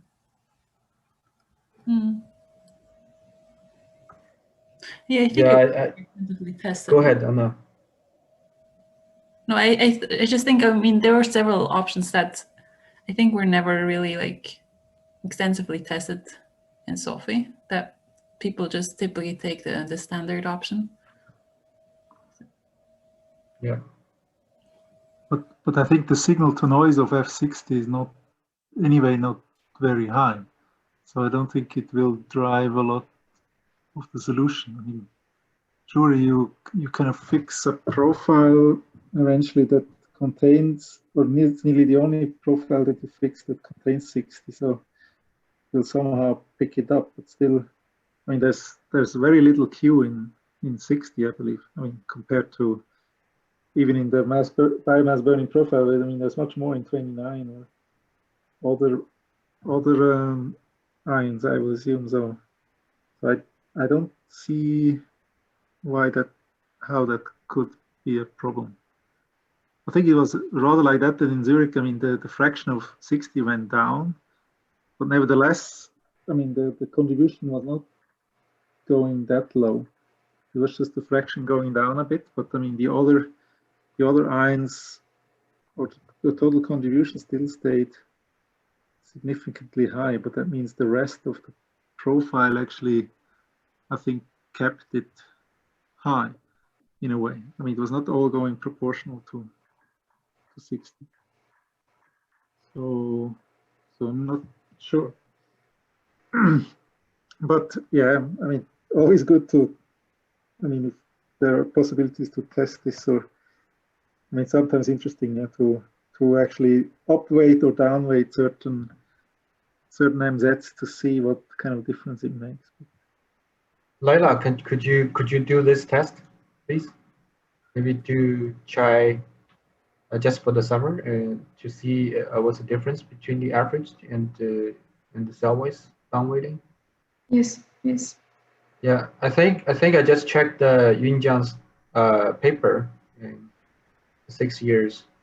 I think in average, it seems like the BBOA still, in the summer at least, still smaller. The contribution is still smaller than the HOA. But for the spring, it's like BBOA seems like still higher, a bit higher, but not for the summer. So I just checked. Okay. So maybe you need to, I don't know. Maybe you can there in the paper it's 6-year average, of course, but here I guess maybe you can do it. Just compare it with the year you have here. Maybe make more sense. So yeah.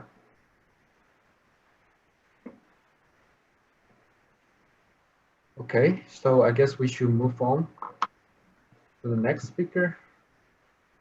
Asana, please. Could you share your screen? So she will talk about data from Lily.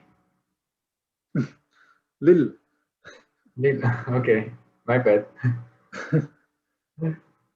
Lily sounds nice.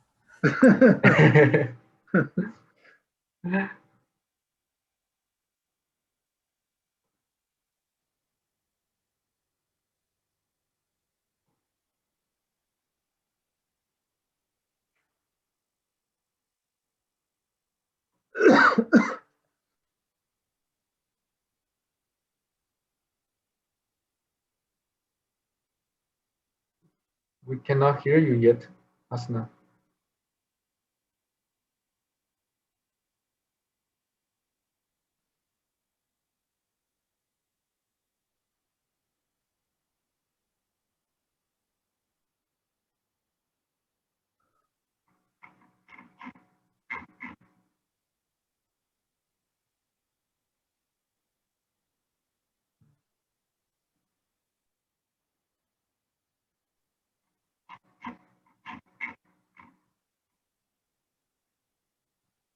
Can you hear me, Hasna?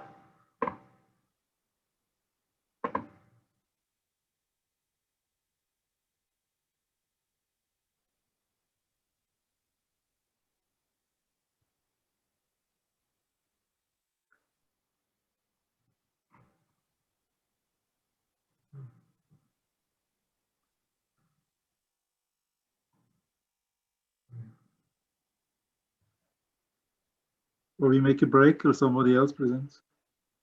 Yeah, maybe we can. Can Michael or Stefan?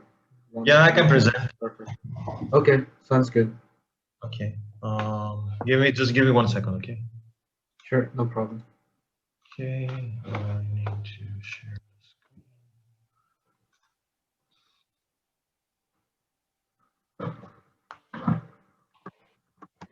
You can see my presentation?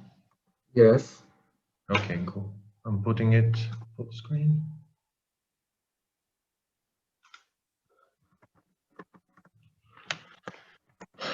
Okay, now do you see my presentation or do you see my other screen?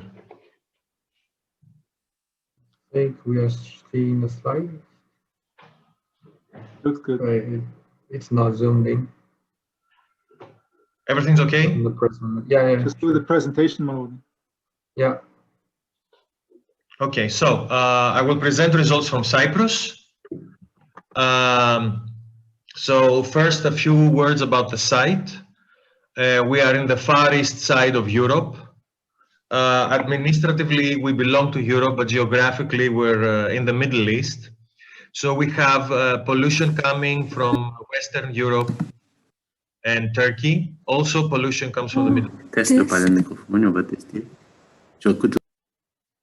But we also have impact from 2 desert areas, the Sahara Desert and Middle Eastern deserts. We have Mediterranean Sea on our west, and we have cleaner masses coming from there. Michael, I think Yes. you're still on slide 1. I think your slides are not turning or something. Really? Okay. You don't see it changing? No. You're not in the slideshow mode. Yeah, We should slideshow mode, or maybe you have to share again. Yeah, that's what I'm doing. Okay, let's take the other screen. This is Use now my good. laptop. Now we see it. Instead, maybe that will solve problems. Sorry. Okay. Yeah, now it's good. Do you see my slide too? Yes. No? Nothing Yes. changes? No, it's fine. We can see your slide too now. It's good. I cannot hear you.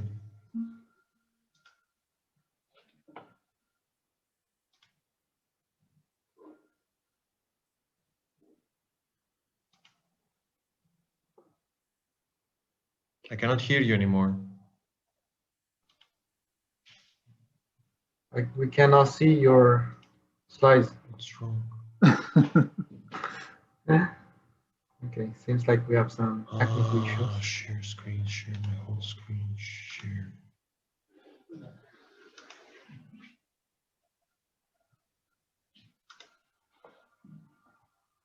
Yeah, now we can see. I cannot hear you anymore.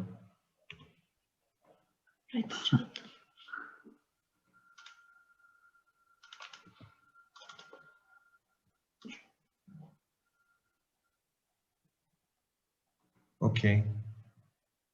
I cannot hear you though. Okay, we can hear and see you. Okay, I will go on with the presentation, and I don't know about the questions. It will be tough, okay? So I will present Cyprus. We are in the eastern part of Europe. Administratively, we belong to Europe, but geographically in the Middle East. We're very close, we're in proximity to the dust belt, but outside of the dust belt. I'm guess a lot of people are familiar with that. What you're not maybe familiar with is that Cyprus, which is over here, I hope you can see my mouse. It has 4 power plants which are oil-based power plants, and there are a bunch. There is actually a front of power plants, coal, oil, and gas, especially to the east, but also to the northwest of the island. We have this map. It's a NO2 satellite map, so it's columnar NO2, and we have identified here hotspots of NO2, which basically match the power plants in Cyprus. Also, you can see some cities. I have noted down the capacity of these power plants, and what you need to keep in mind is that the island is divided in half. So the ones in the north, even though the capacity is relatively low, let's say to the one which is 868 megawatts capacity, they produce more NO2. And this is very hard to explain in terms of fuel quality. It can rather be explained in engine quality and how well it is maintained. Now, moving on to the site, this is the seasonal composition observed at the site, and the time frame that we will discuss, the time period, will be from March 2015 till mid-January 2017. One striking feature is that in the Eastern Mediterranean, there is a site you're mostly familiar with, Phinokaya, and there the dominant component sulfate is around 50% of PM1, while here the dominant component are organics. Another feat also within the time period, I need to note that there is a wildfire event which lasted 3 days, and we will evaluate it as something special and different. What I would like you to keep in mind is that both sulfate and organics, they maximize during summer. And also, as I mentioned, that the organics dominate. Now, where all these things come from? Or can we identify the source region of them? So for sulfate, which is the middle graph, this is a PSCF analysis based on high split trajectories.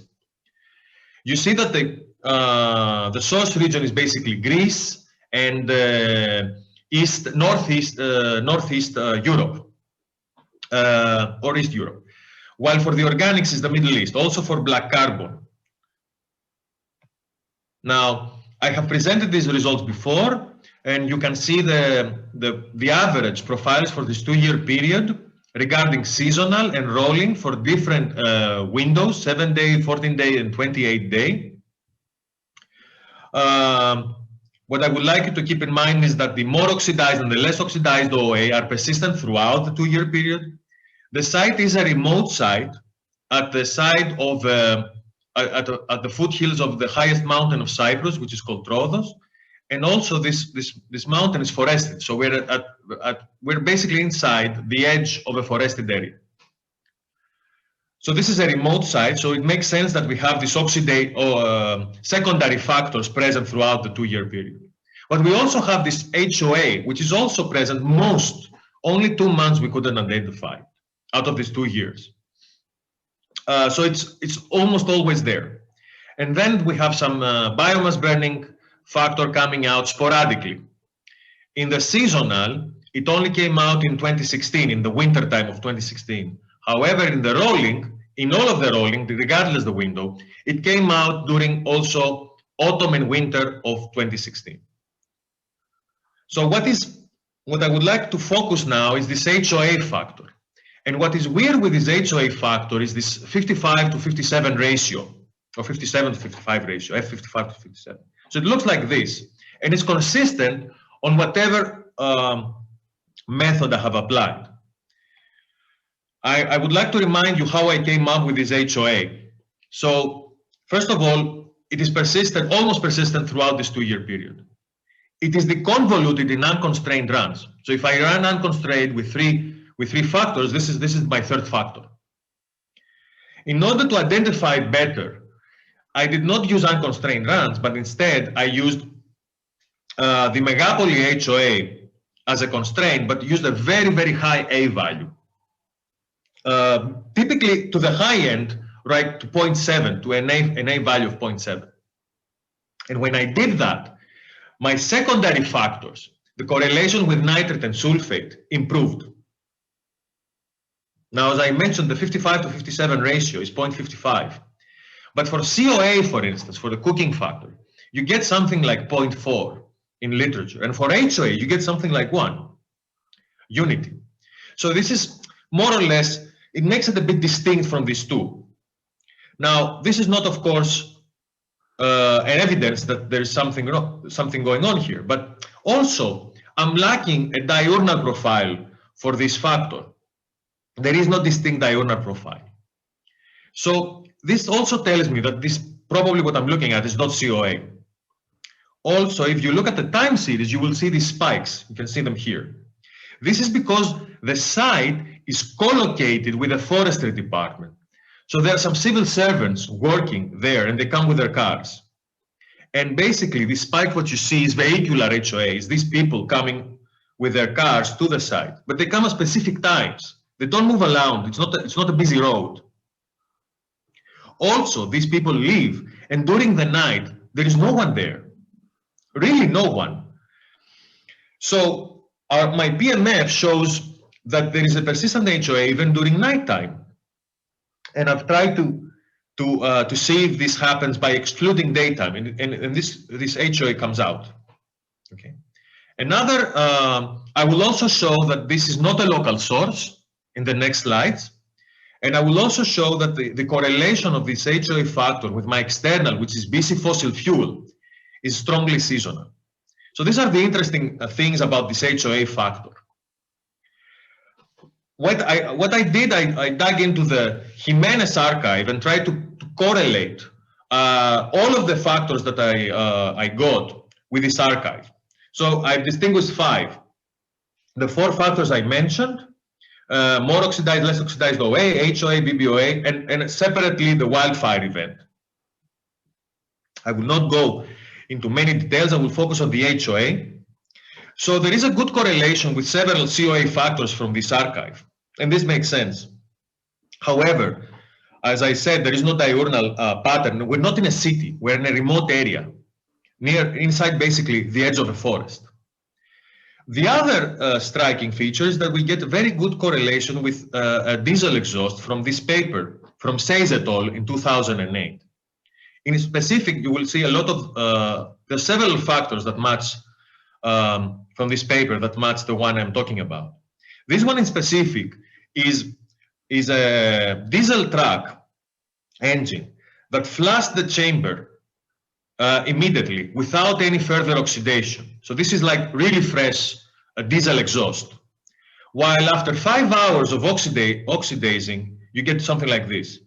So my HOA is in blue, and the one I'm referencing from the paper is in orange.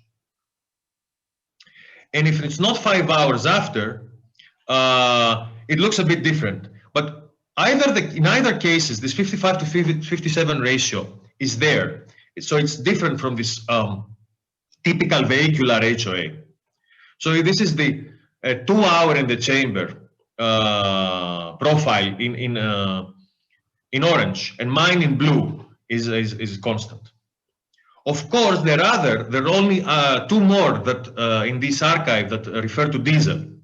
I'm only showing one, the other is more or less the same. And they're not supporting that this is a diesel engine. So basically, this is a bit puzzling to me. In this case, the one I'm showing on the the bottom right, sorry. In the bottom right is a study where they went behind, with an AMS, they went behind public transportation in New York, and they used diesel, okay?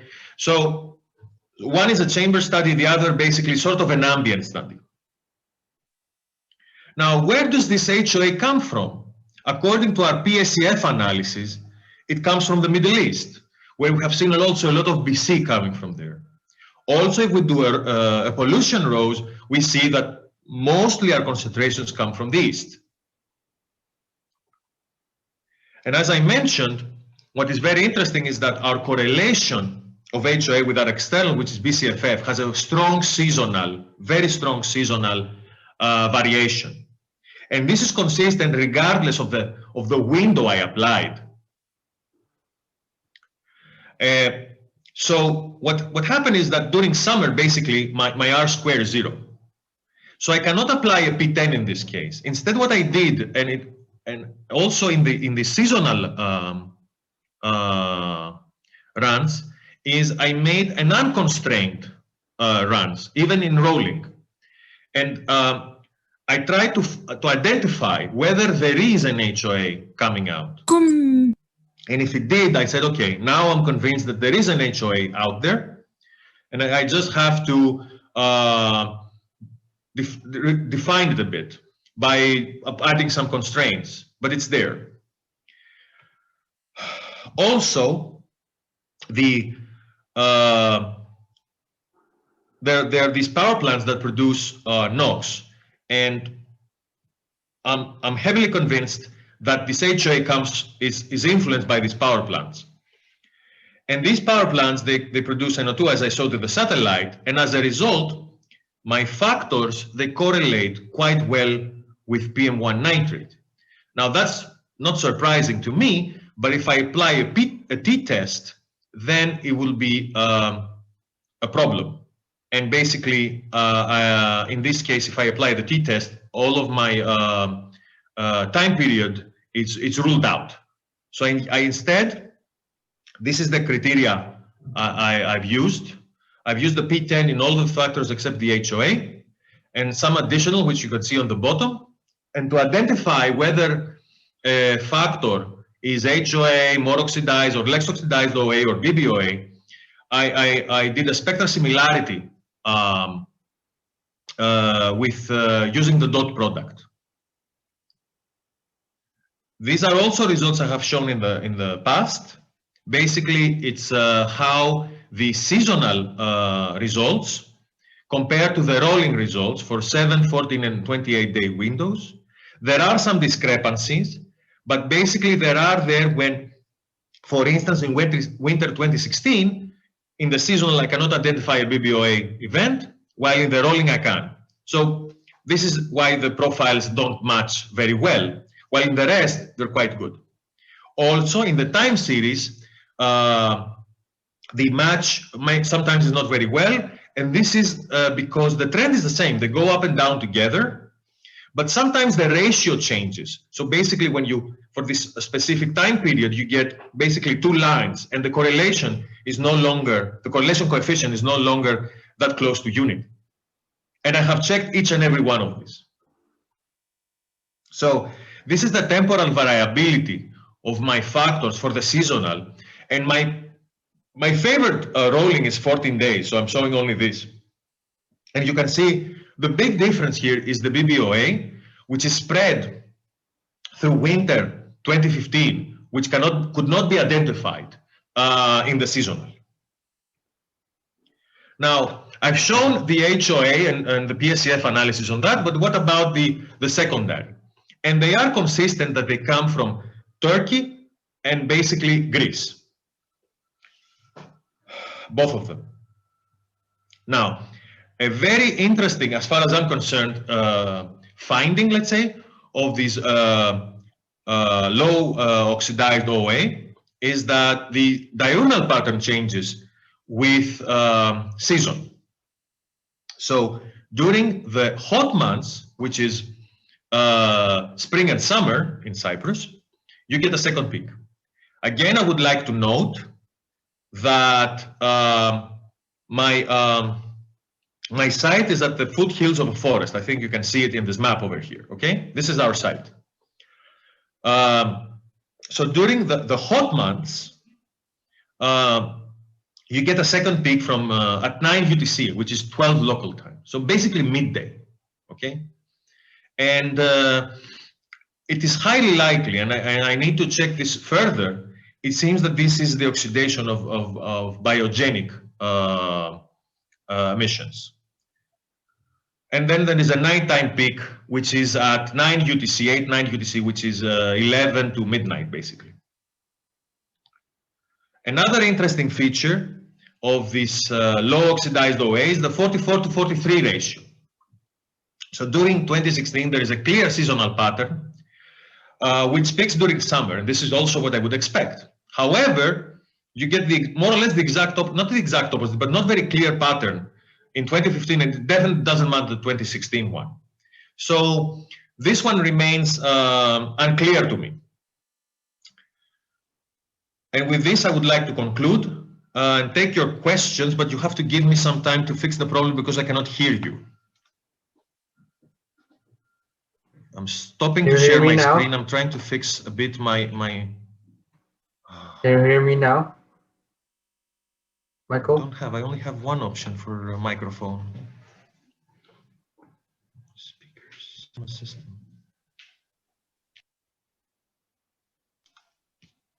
Okay, can you hear me? Yes. I cannot hear me. No?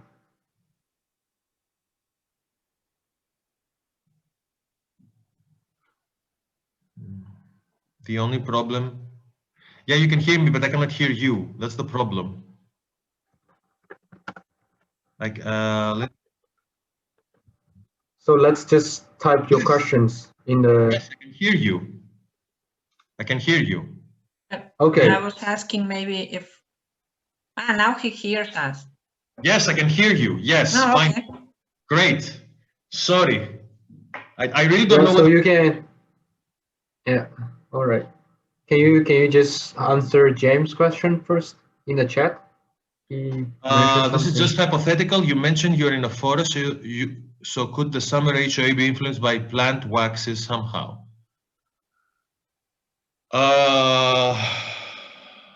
Yeah, that will be also my question. Is this a power plant oil combustion or coal combustion power plant?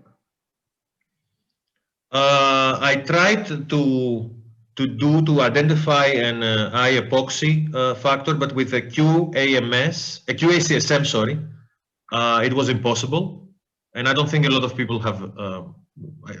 I think it was a bit far-fetched from my side.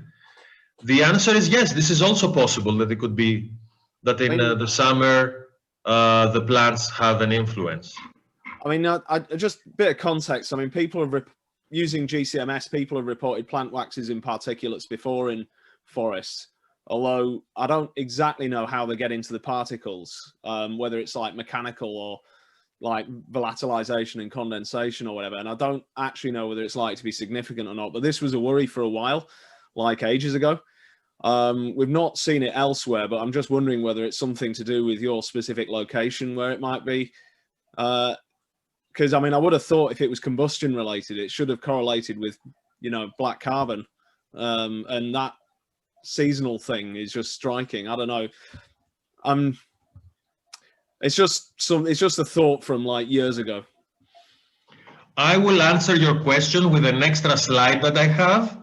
I'm going to share my screen again, and I'm a bit afraid of that because I lost sound when I did that, but I will do it again, okay?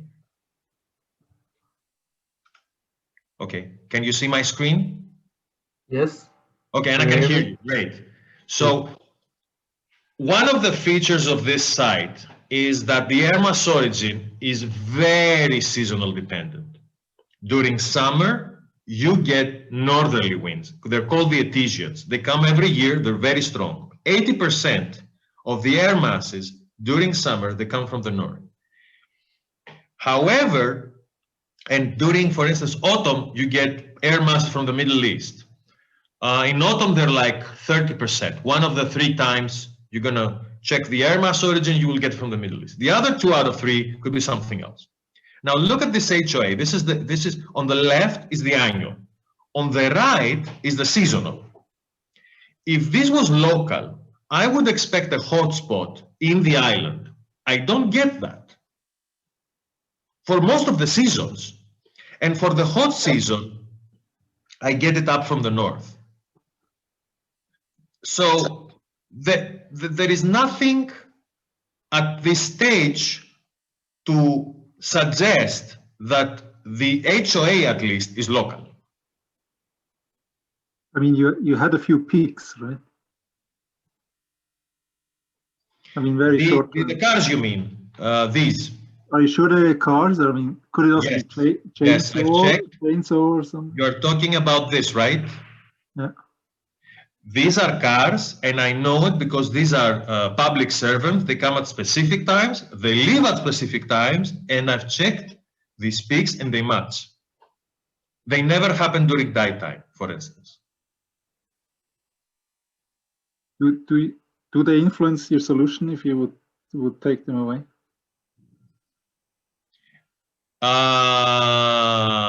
I have the most striking ones, because sometimes they will stop with their car with their engine open next to my next to my station. This I've removed, yes. But what you see is when you check the organics, for instance, it's not apparent.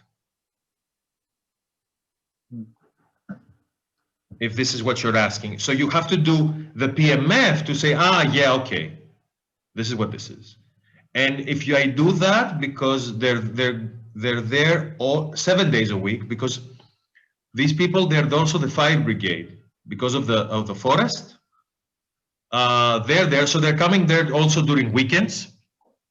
You will get a lot of data expelled. I'm just thinking, do you think your HOA profile is driven by these small events or not? That I don't know. That's why I would try to exclude them, if that's possible somehow. Short-term variation. But I don't know. I mean, the high 55, 57 could also come. I mean, if it's still partially the. I mean, if one still would think about a little bit about the hypothesis that it's from the power plants. I mean, we saw once in data in, I think it was Lithuania. Is that right? I think Lithuania. Yeah. I mean, in wintertime, they had to turn on somehow a heavy fuel oil kind of electricity plant or something because I don't know, that they didn't have enough power. And then we got this, I mean, HOA-like thing, but it looked really different. It was more unsaturated. It was more 55 to 57. But still, I mean, I guess it doesn't look like, I mean, a lot of it is really super local at the end. So it's probably just a bit aged. And also, we are doing now the same job in Nicosia, which is 40 kilometers away, but much closer to this power plant. So, for instance, Nicosia, can you see? Well, actually, Nicosia is here, just below this power plant of 362 megawatts, just south of it, which is downwind. And we identify a similar factor. And yeah, the problem of these with these factories is that basically the north of Cyprus is no man's land. There is they're not a country. They don't have any relations to other countries. They're not recognized by but two countries, Turkey and Azerbaijan. They're no man's land, and they are very vague. They're very unclear. They're not transparent in what they're doing. It's very hard to find information about the power plants, for instance. Not only that they are in Turkish, but they don't give data. We've asked through local people as well, so it's very untransparent on what's going on there.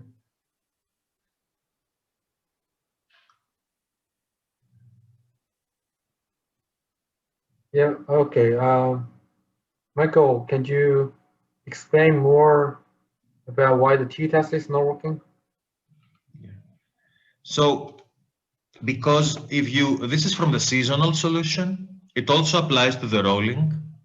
So this is the correlation of nitrate from the ACSM with my deconvoluted factors. Oh, sorry, these are my seasons on the x-axis. And as you can see, the correlation of the three factors, the more oxidized, the less oxidized, and the HOA, with nitrate, they're very close to each other. So if you apply the t-test, it fails. Yeah, I mean, there's two options in the SOFI, like either one type of t-test is doing compare with other factors, like what you have done right here. The other option is just to see if, for example, here the nitrate and the LO, are they actually correlate, for example. But I mean, but I will not recommend you to do the t-test for the LO and MO. I will just take all after sorting. Just make sure the 44 in the MO is larger than 0, and F43 in LO is larger than 0. That's it. For this LO is already. This is I will not.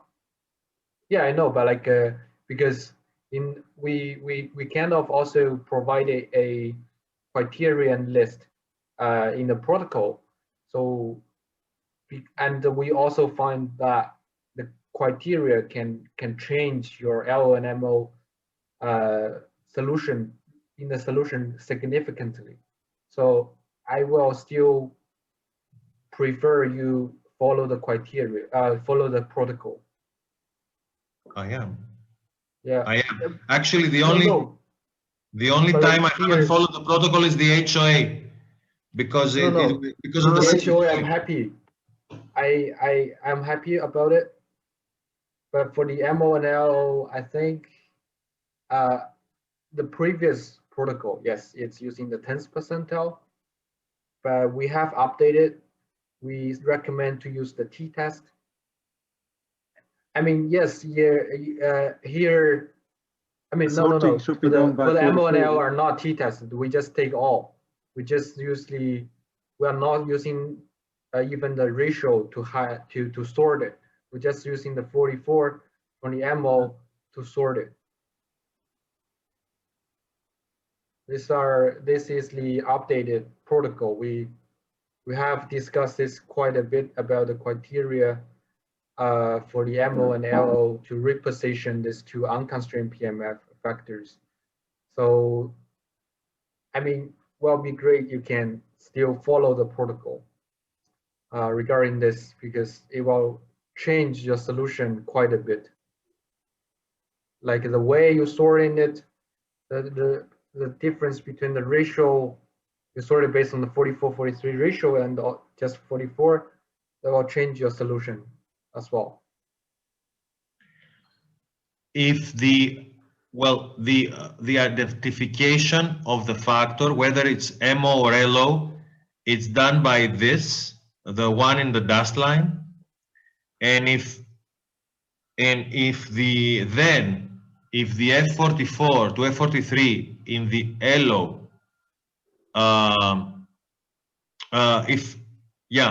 in the LO is higher than the one in the MO, then I reject the solution. Yeah, that's I know, but basically what it's trying to say. that's I know it makes sense, but the thing is, I still, well, because that's one we still wanted to do it like consistently between different places, so I will still recommend you to do so.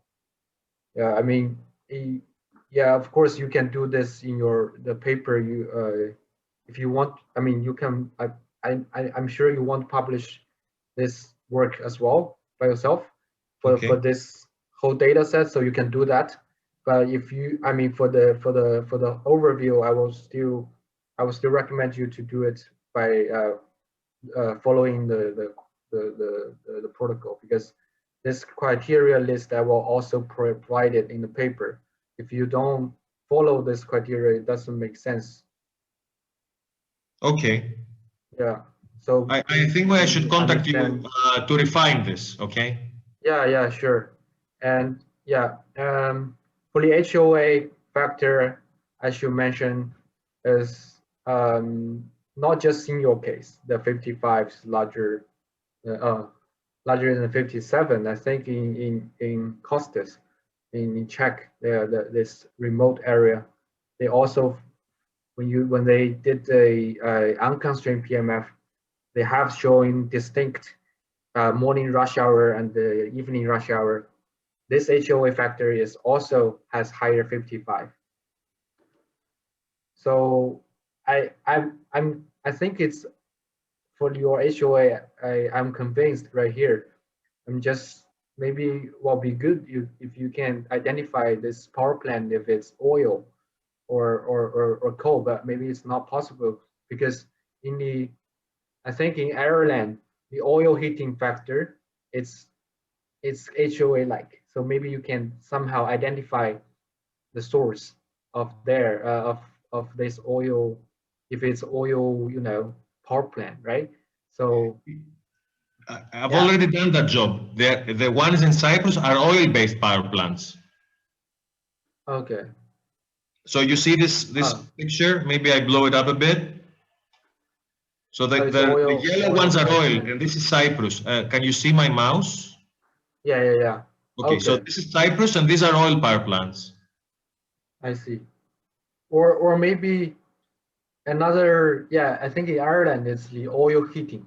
It's not the power plant, but it's oil heating factor. It's also quite alike with the HOA. So that you can also think about. Yeah, just let you know. Yes, from the seasonality, which is over here. Yeah, I mean, it doesn't say anything about. Actually, I have the HOA. It doesn't pop out in the winter.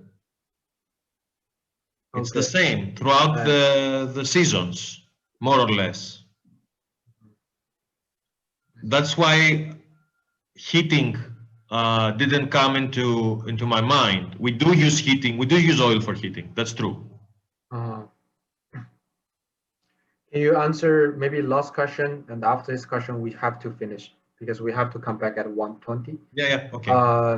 So maybe you answer James' question. Would an oil power plant not also emit black carbon? Yes, it does. Of course it does. Yeah. Okay. James, are you happy with the answer? Yeah, I mean, I'm still obsessing over the lack of correlation with black carbon with the HOA, basically. So in the summer. Okay. Well, in the summer. So in my mind, the oil power plants wouldn't explain that one. But okay. Depends on how fast the HOA will oxidize. No, my point is that if the HOA in the summer is not associated with black carbon, then it implies it's not got a common source. I mean, that the R squared going down to 0 is really quite striking, in my opinion. Yeah, well, okay. One thing, yes. During summer, not for so long periods, but actually, let me show you. Can you, sorry, I have to stop you right here. Okay. Can you guys maybe Anyway, all my factors during discussing summer, offline. the correlation goes to 0. My more oxidized with sulfate goes to 0. My less oxidized with nitrate goes to 0 during summer, both summers. It's not just the HOA. Everything goes to 0. All right. Okay. Sorry, I have to interrupt. Okay. Because Yeah. otherwise people don't have sharing. time to have lunch. Yeah. Okay. Okay. So as scheduled, let's just come back at 1:20 Zurich time.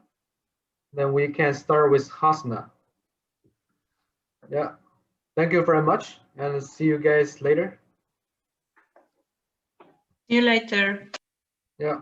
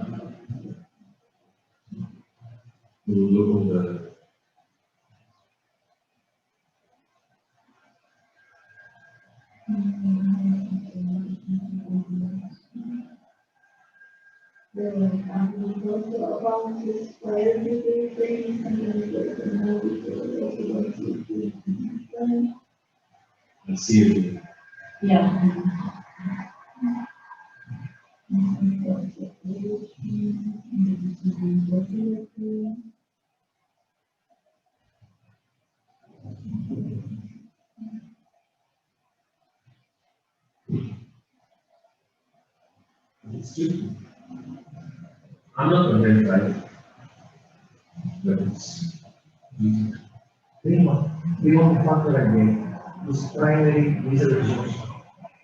And there are no visas around. Yeah.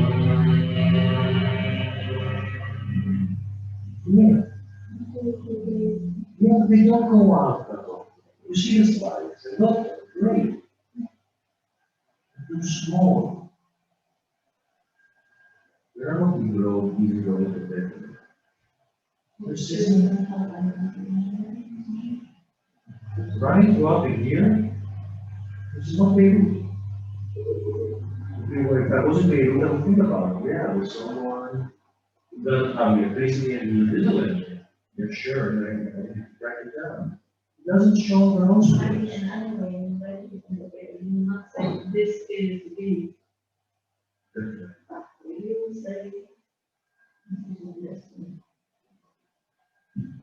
Yes. No, but I don't have it. Very well, everything is settled.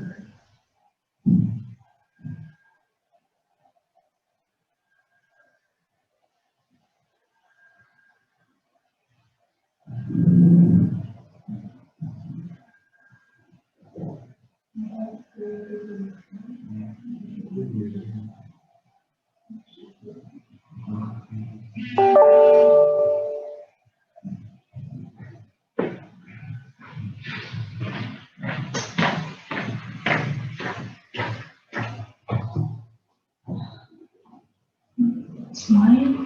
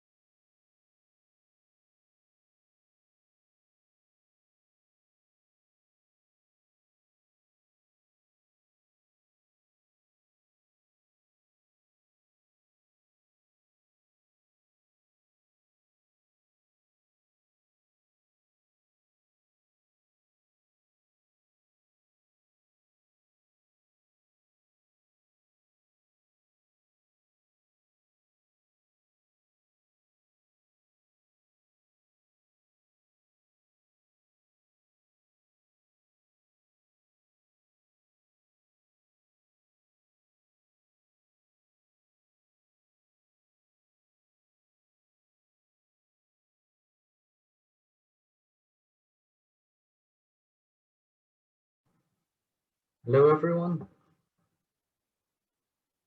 Hello. Hi. Hello, welcome back.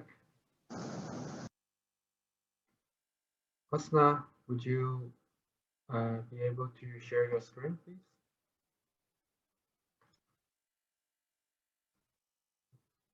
No?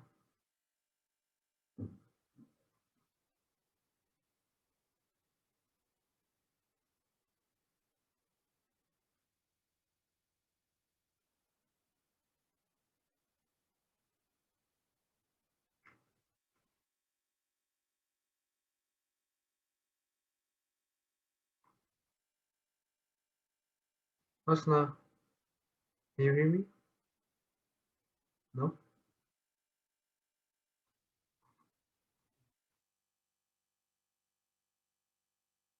Okay, I think Hasna still cannot connect at the moment. Stefan, would you like to share your screen first? Would you start first then?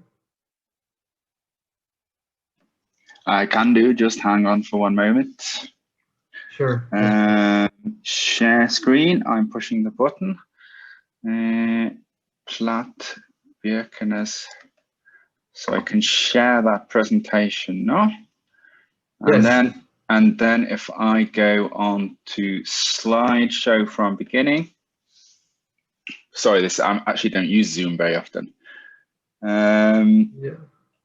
Okay, and you can see the start screen perfect. now. Okay, that's good. Okay, good afternoon, everyone. It's nice to see and hear everyone is doing well. For those of you who don't know me, my name is Stephen Platt, and I work as a scientist at YLU in Norway. This afternoon, I'm going to talk about source apportionment of ACSM data at Birkenes from 2016 to 2018. Okay, so here you see a nice helicopter, a picture taken from a helicopter of the Birkenes site. And on the inside panel here, you see the location of the observatory, which is in the south of Norway, quite near to the coast. And it's a regional clean, as you can see from the picture, and somewhat maritime site, but it does receive episodes from Eastern Europe.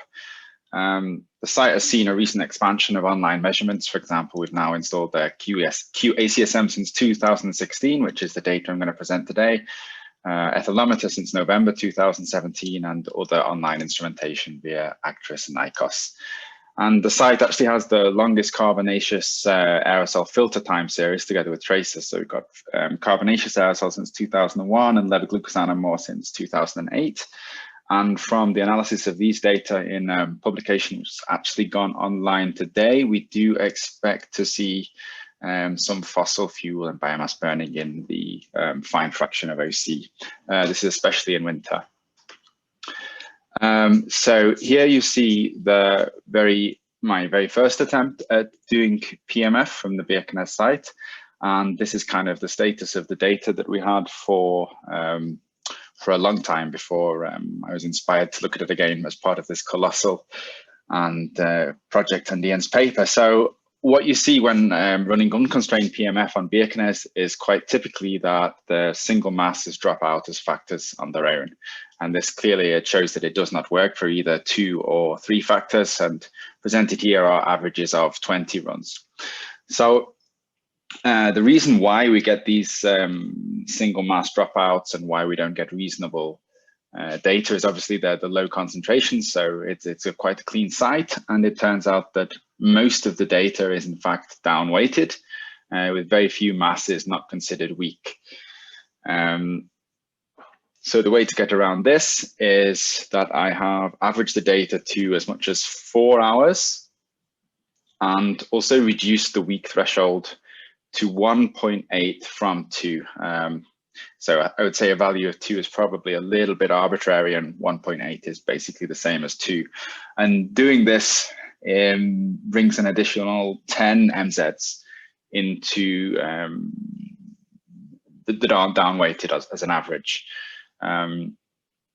So doing that and running a 3-factor solution, constraining only the HOA, we see what drops out as a reasonable-ish looking BBOA factor in the factor 2 shown here. And I should say that I didn't only investigate a 3-factor solution, I looked at lower and higher orders. This was the most reasonable looking, also as indicated by the drop in QQ expected.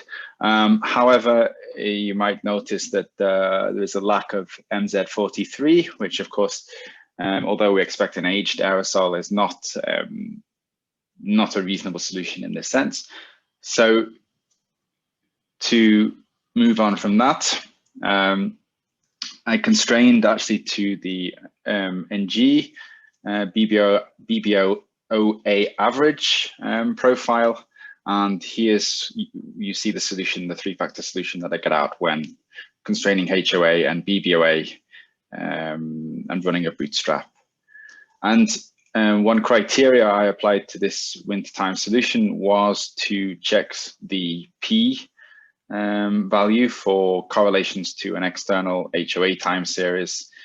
And so the P score should be lower for HOA and ethylometer PMF factor 1, which I'll present in the next slide, than for any other combination. So it should be a lower P score than the correlation with factor 2, and it should also be a lower P score than the BBOA correlation with the PMF factor 1 from the ethylometer. And this leaves 194 runs for the average, which are shown here.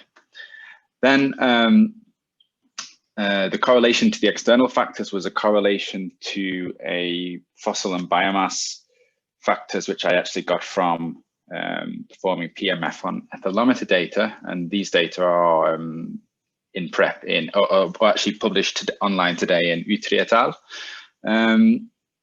And so here you see the correlation score versus the alpha value used in the bootstrap, and the correlation of the biomass burning to the external PMF derived EBC-BB was around 0.8. The HOA correlation somewhat lower, but these were both actually higher than you would get from correlating to an external ethylometer model, EBC-BB and EBC-FF, which is also quite nice for my other work that I'm doing on that.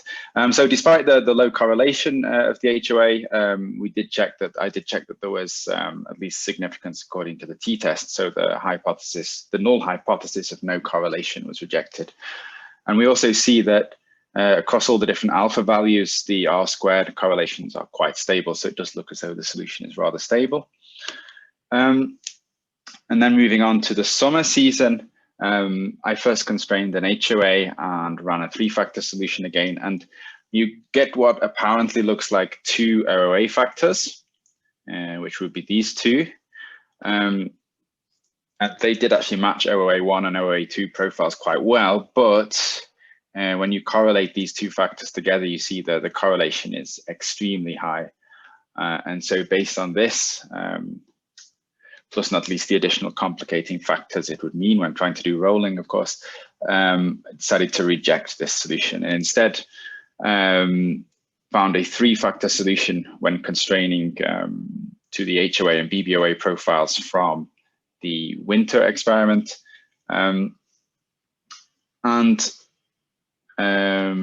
The only problem here is that we do have very few points for comparison to external data. So I don't actually have a good time series to compare to. So the ethylometer data starts in November 2017. So that leaves only summer 2018. And unfortunately, there are some gaps in the ASSM data at that point. So far, I didn't find a reliable external series to compare.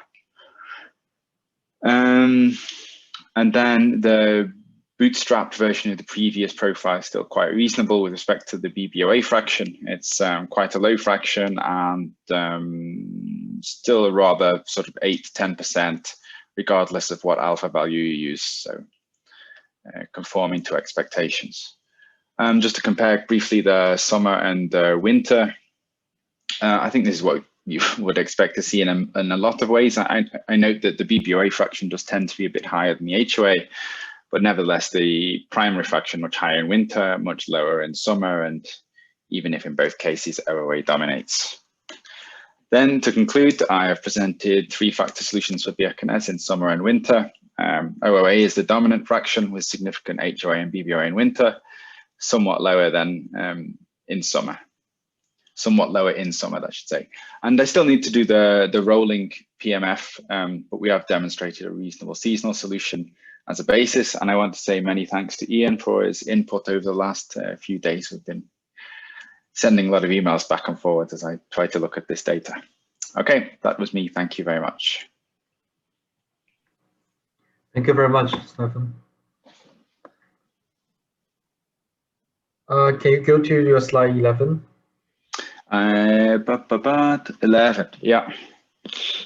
Yeah, so here you said you don't have many, external data to validate your BBOA. Yeah, indeed, yeah. Yeah, so do you think, so what we have tried is to use the explained variation of 60, for example. I didn't quite hear that, sorry. The explained variation of 60 by BBOA. I was just going to note that down on my computer, but now, of course, I leave the screen. Okay, so explain variation of BBOA. Yeah. Yeah, of 60 by BBOA, actually, the how much BBOA will explain the variation of the 60. That's there's a variable. Yeah. You can monitor it, and to make sure that BBOA explain most of 60 variations. There's that could be done in a SOFI by doing the t-test as well. Yeah. And as an initial guess, I mean, don't you think if all of the, basically almost all of the 60 is in the BBOA, yeah? Yeah, I think so. So, no, but I will. It will be one justification. Yeah. I think most of the time it will be fine. It can be some. Yeah. I mean, if you don't do the rolling, you have to see if it stays like this. Yeah, I should say the one external thing I do have to correlate to is a 3-wavelength PSAP. But it's not a great separation of the wavelengths, right? We have 470 to 660. And when I've done some checks on that, and the HOA correlates reasonably, the BBOA correlates probably more than you would get like just by chance, but I'm not sure how well it should correlate like on general principle anyway. But you had the ethylmeter, no? Or not for the whole time? Yeah, no, so it's the ethylmeter started in November 2017. So we have one summer, and then I have some gaps in 2018 in the ACSM data. So it leaves very little, actually, unfortunately. Veronica has a question. So yeah, Stephen, do you have, you mentioned you were having levoglucosan on filters. Do you have like this daily resolution, or is it? No, this is weekly. Okay. Yeah, so it's not so good because then you have, yeah, it should in principle give 36. Yeah, but at least you could compare the levels that you get between summer and winter. Yeah, I can compare the levels. I think that's probably a reasonable approach. Again, you've got to assume some kind of, yeah, there's a lot of assumptions, right? Because you would have to assume some kind of constant levoglucosan, BBOA, or OC ratio, you know, through the whole year. Yeah. But yeah, I think a little bit more work can be done to do an external comparison on yeah, that. also maybe also another thing might need to be done is, I'm sure you have done already, I think, to compare this 3-factor solution with a 2-factor solution without a BBOA, to see what you have gained by doing so. Yeah, so I mean, I've obviously got the QQ expected variation, which would justify this, I would say.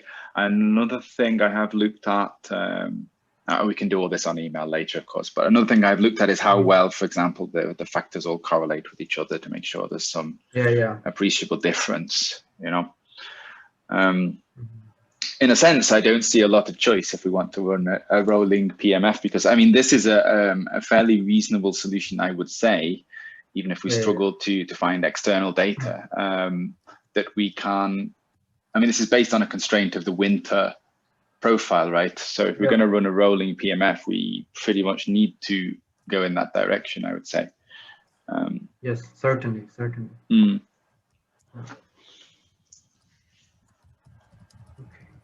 Does anyone question still? This slide is unconstrained for the BBA. Where are we on now? Unfortunately, it looks like I've done something wrong in the plotting. No, that's constraint. It's a constraint of only 0.4. So I mean, so in the bootstrapping, we're constraining, or was instructed to constrain between 0 and 0.5, right? And here I just presented the factor solution that gives kind of the lowest contribution of BBOA in summer. Yeah, I mean this appreciable 44 in the BBOA, which is maybe a bit high. Mm. But, yeah, I don't know. I mean, you're using the same as in winter there? Yeah, this is the same constraint as in winter. But I mean, so it's perfectly possible to constrain lower. If I go to this slide, you'll see that actually, yeah, it's not so sensitive to the alpha value I put on the, you know, you're still going to get the same sort of conclusion, right? That it's kind of somewhere just below around 10% BBOA in summer. Yeah. One thing I do wonder is whether, maybe because it's you quite should limit it a bit more. Yes, I can do so. I think it shouldn't change too much in that sense, and that you would get a more reasonable factor profile. Yes. One thing I wonder is whether there's quite a lot of PBAP at the Birkenes site, and I do wonder whether any of that leaches into this kind of fine size fraction, whether that can influence, increase the BBOA fraction a little bit, but I don't see a way to really. You removed it or not? Removed what now? You said the 44 fraction or the Pieper effect, no? No, no, Pieper effect. No, I said that there might be quite a lot of PBAP. We've seen that on the filter data. Uh-huh.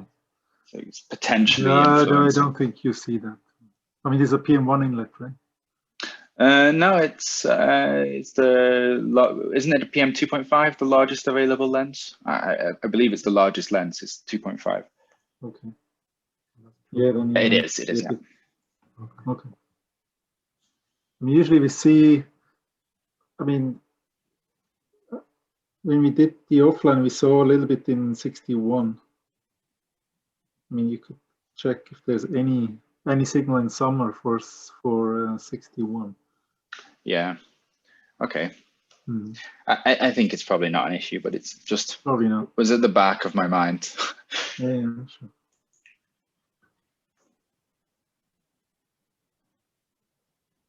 But it looks pretty good, actually.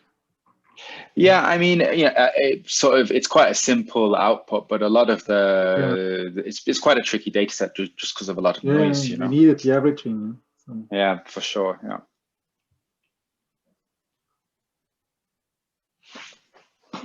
Okay, shall we move on?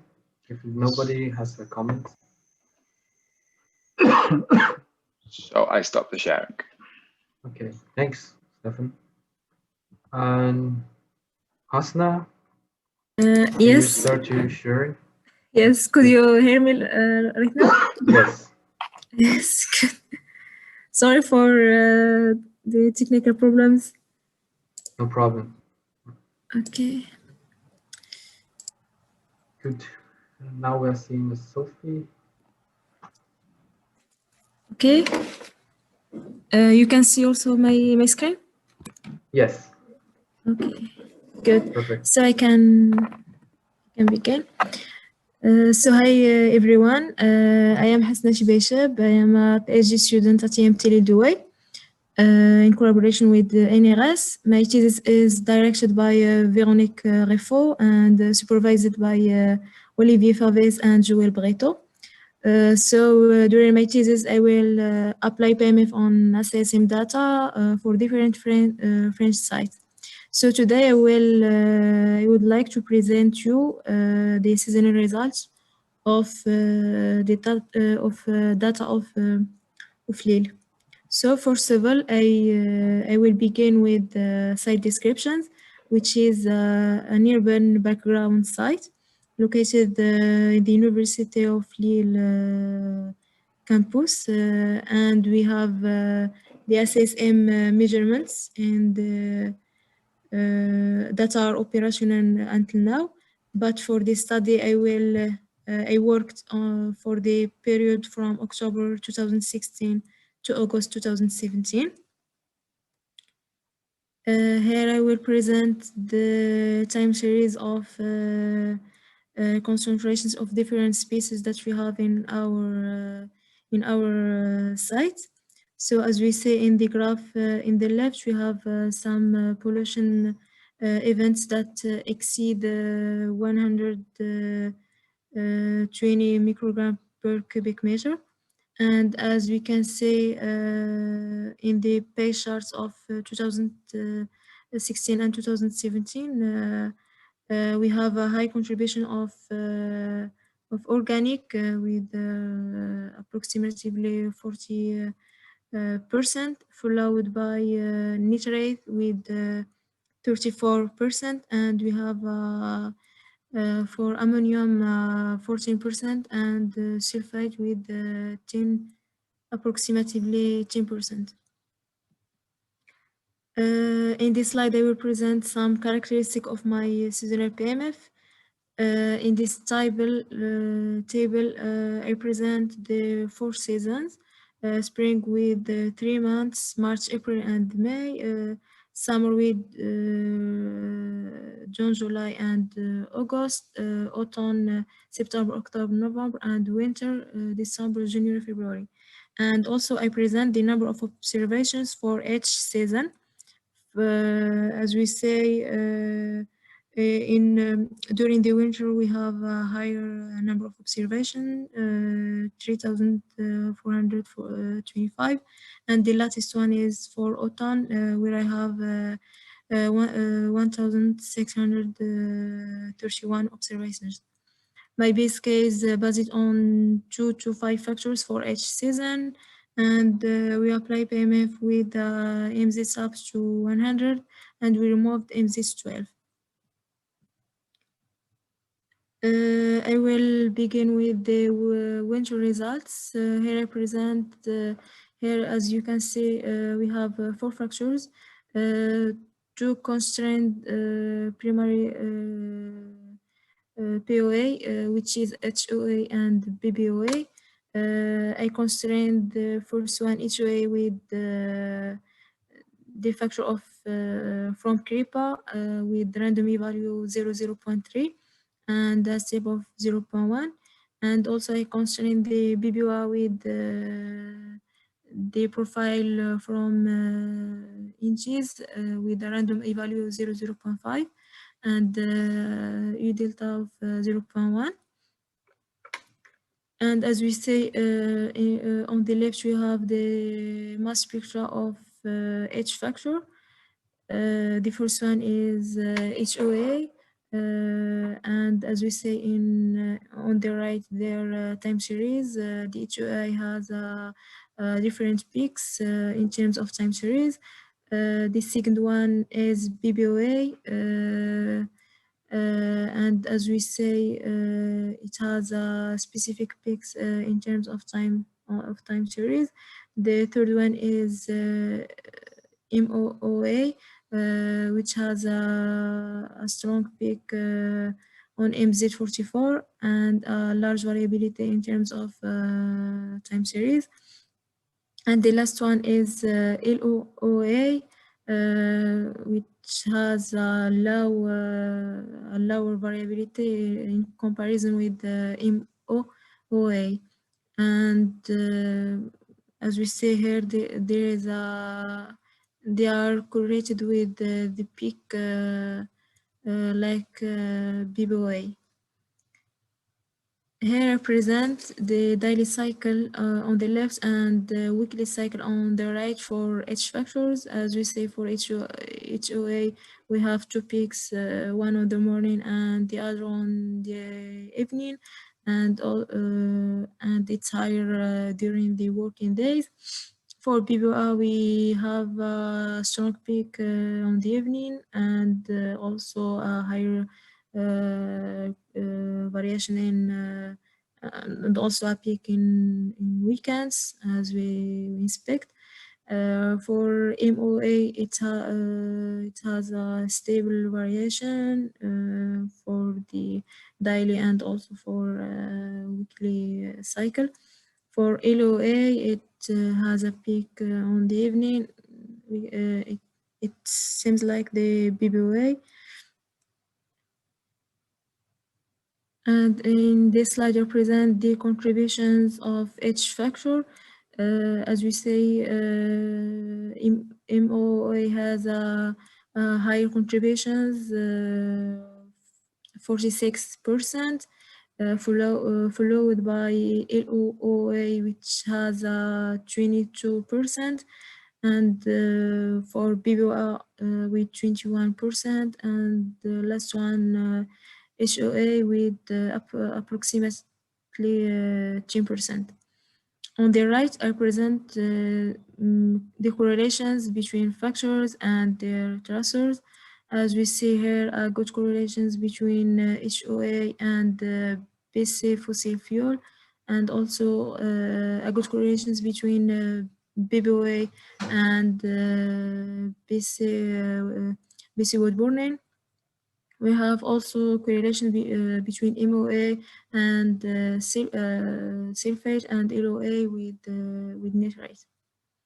So after that, I apply the bootstrap on the result with a random e-value 0.5, and I use some criteria on the HOA and the BOA based on correlations with basic fossil fuel and basic wood burning, and also a criteria on BBOA with p-value below to 0.05 for experience variations of 60 variable, and also some criteria to sort MO more oxidized and less oxidized OOA based on F44 and F43, and not allowing this variable being 0. So here we have the results of winter bootstrap. I present on the left the mass spectra of each factor, and on the right hand the daily cycle of each factor. As we say, the HOI with 2 peaks, BOI with a strong nighttime peak, and for MOA stable variations, and LOA, as we see here, we have also a small peak. I don't know, we can see near this one, we have a small peak of 60. It seems it has the variation, same variations like as BBOA. Just a quick question: Did you sort? How did you sort the OAs? Yes, but I already have this.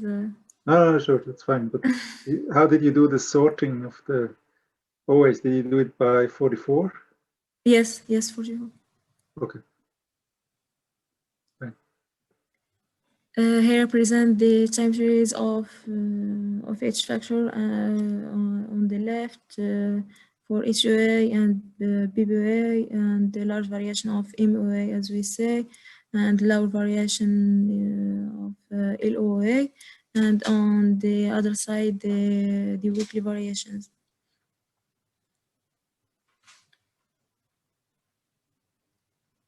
Here present the contributions of each factor for the winter bootstrap result.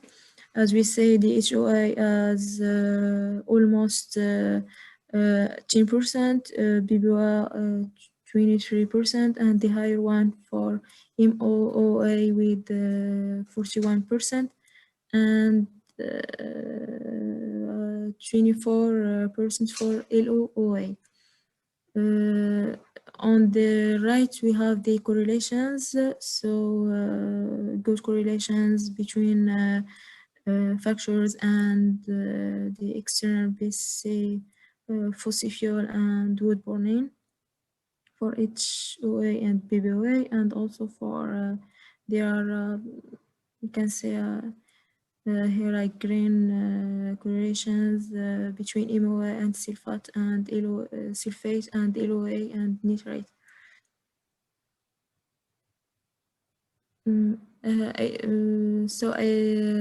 Right now I will present. I don't know if I can present all the seasons, Ian, or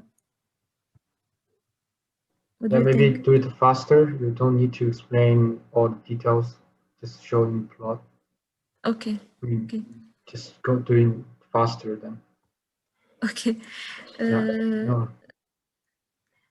So here for summer, we have also cut 4 factors, but in fact, we expect just to have 3 factors in summer because as I said at the beginning, we are in university campus, so we don't expect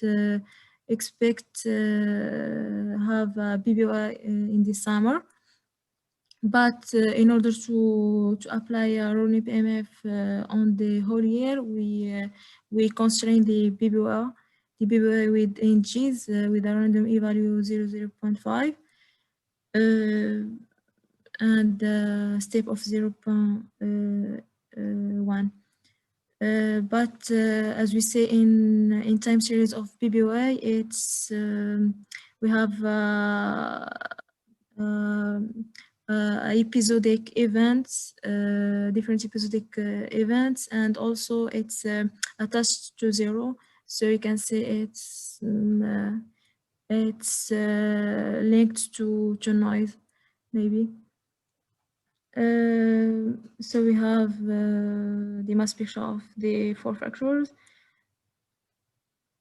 Here, as we see also for the weekly cycle for the factors for BBOA, it's higher in the working days, so it's maybe strange. For the others, we present here their daily cycle also. The contributions, we have high contributions also for this BBOA. It's approximately 14%, but when we look for the correlations, there is no significant correlations for BBOA. As we say here, there is a correlation between BBOA and BC fossil fuel, which we can say that the HOA and BBOA are mixed. So we don't know. After that, I apply the bootstrap on summer result with the same criteria, and I obtain this result of here I present the mass picture of each factor. Here we have the MOA, which with a large with a strong peaks on 44, and here we have the 43 and 44 for the LOA, and here represent their daily cycle avec with 2 peaks of HOA, 1 peaks, 1 strong peaks on the evening for BOA, and so on. Here represent the time series of this result. As we see also for BBOA, it's attached to 0.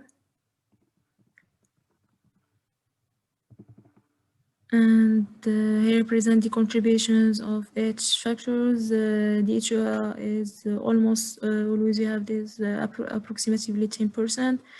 Here BBOA is 15%. Here we have the correlations as I as I said before, a good correlation between HOA and BC fossil fuel, but for BBOA, it's not very clear. For spring, for spring and autumn, I constrain the HOA and BBOA with HOA with the profile of from CRIPA with random e-value 0.3 and a step of 0.1. For the BBOA, I constrain with my own BBOA of winter with a random e-value from 0 to 0.5 and a step of 0.1. And also I constrain the variable 43 with 0.05 for HOA and BBOA because I have some problems on this variable for the oxygenated profile. So here, as we say on the left, you have this picture, the mass spectra of the four fractures, and on the right hand the time series, HOA, BBOA, and a strong 44 for MOA and LOA. Here the daily cycle with 2 peaks of each HOA, a strong peaks for BBOA, and a stable variation for MOA and LOA. Here the correlations, here there is a good correlation between BBOA and BC with Bornene, approximately 0.6, and a good correlation between HOA and BC fossil fuel. For the contributions, HOA it's almost 10%, BBOA 13%, and a higher one for the MOA. And after I apply the bootstrap on spring result with random e-value 0.5, and I apply some criteria on HOA and BBOA, and also to certain MOA. So I represent the mass spectra of each factor, HOA and BBOA constraint, and the two unconstrained factors, the MOA with strong MZ44 and the LOA with 43 and 44. I represent the time series on the left and the daily cycle on the other hand for each factor. And as almost the HOA has a contributions of 10%, BBOA with 14%, and the higher one for MOA with 15%. And the correlations, we can see here good correlation between BBOA and BC with Bornene, also between HOA and BC fossil fuel, and LOA and nitrate, and between MOA and sulfate. Here I present next the result of autumn. Also, as I said, they constrained HOA from CRIPA and BBOA with my own BBOA of winter. We have also here represent the mass spectra of each factor. Here we can see that for LOA we have this mass of 60, and also it's like BBOA. Okay, here represent the daily cycle of each factor. As we can see, 2 peaks of HOA, 1 peak on the evening for BBOA and the other. And after the contributions of each factor, always the high contributions is to MOA 50%, and here HOA is 13% and BBA also 13.5%. Here for the correlations, we don't have the data of BC fossil fuel and BC wood burning for the autumn, so I have just I do just the correlation between factors and sulfate and nitrite.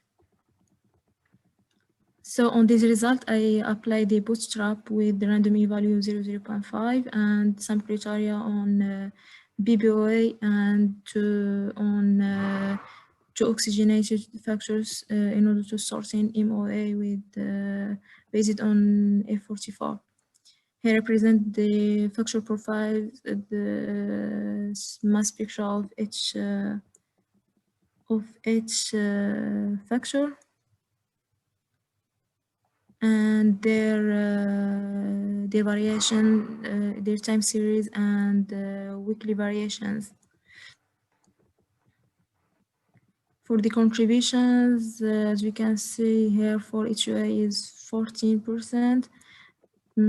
It's like BBOA and the higher one for MOA with 50%.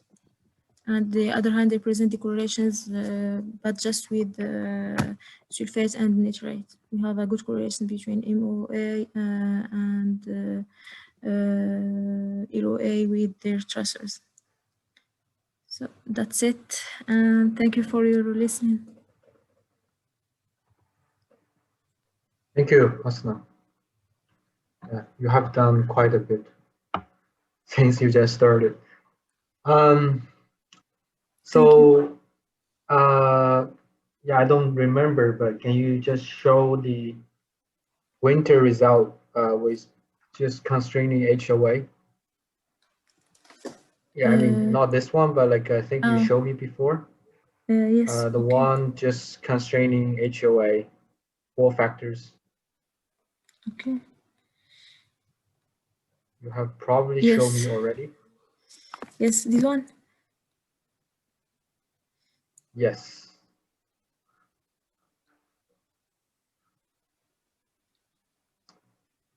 Okay. Yeah, I think Olivia also wrote the email to me about this regard. He thinks your BBOA has too much 43, but too little 44. Yes. Yeah, I guess if you get the BBOA like this all the time, then yeah, it's just what it is. But maybe that's I don't know. Hello. Hello, Jan. Yes. Look at factor 3. Yeah, there's a 44 splitted. Yeah, we have a lot of MZ44 in the second one. Oh, maybe go 2 slides before 11. Did you just constrain HOA 3 factors? Okay. Yeah. Okay. Yeah, this one you don't have 44 in your.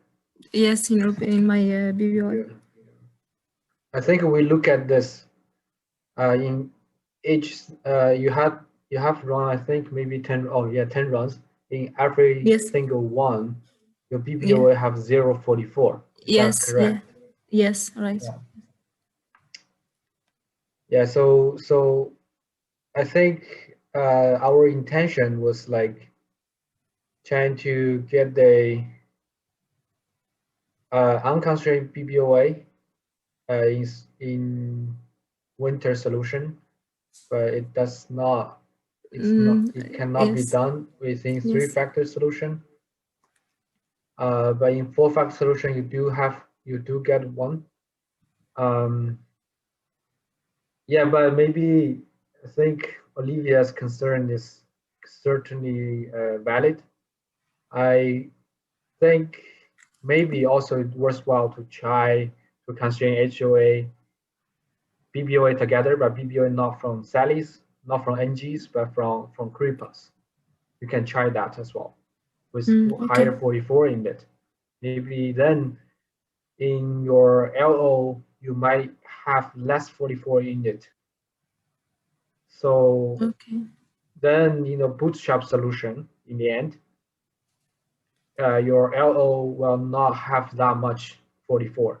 I think that's a problem in your current version of your winter solution. Oh, okay. But Ian, my email yesterday was more generally speaking at the European level. So, sorry, it's a long time I did not follow. So just wondering if it may be valid for some other sites. That's I'm afraid we miss a bit of oxidized BBOA if we are using NG at some more sites. Yeah, but like I think it's also a problem if you're just using creepers, for example. Maybe I should suggest them to try both. Which one make more sense, for example? Because sometimes normally it works well, but sometimes it just like if you constrain creepers BBOA in your LOA, you tend to have a fresh BBOA like factor. So we don't really know. I mean, if you can call the fresh BBOA, let's say fresh BBOA factor, a LOA anymore. Yeah, it's normally it happens when the BBOA is a biomass burning is a significant source. Then you tend to, if you want to push to have two OOA factors, it will happen. Like in your LOA, you will have a lot of biomass burning influence. So if you constrain the creeper, then you end up your LO will have higher 43 than 44.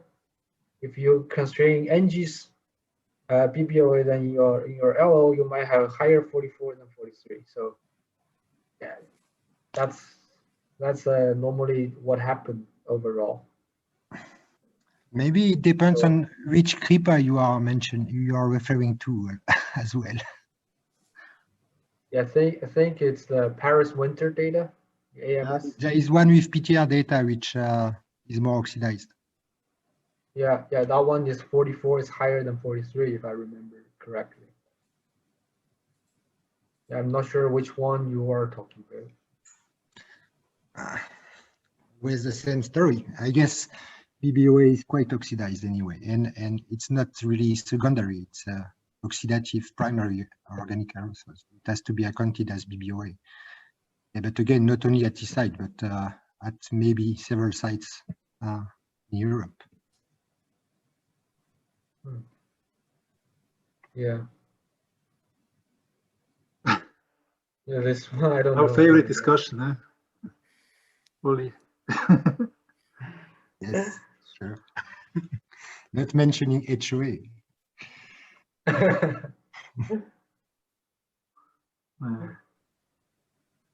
No, I mean it can, but the point of Ian is that shows that there is fresher BBOA. I mean, in some cases, in some locations where you have a lot of BBOA, you constrain a creeper with rather high 44, and then you actually the free factor is then not an OA, but it's actually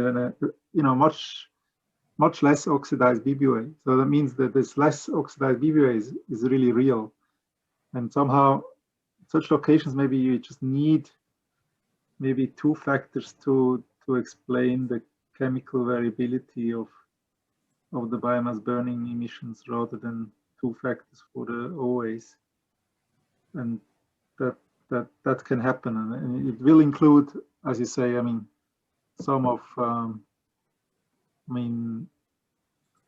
biomass burning has different phases, yeah, where you have more F44 and phases where there's much less, and the combination of it is whatever, somewhere in the middle.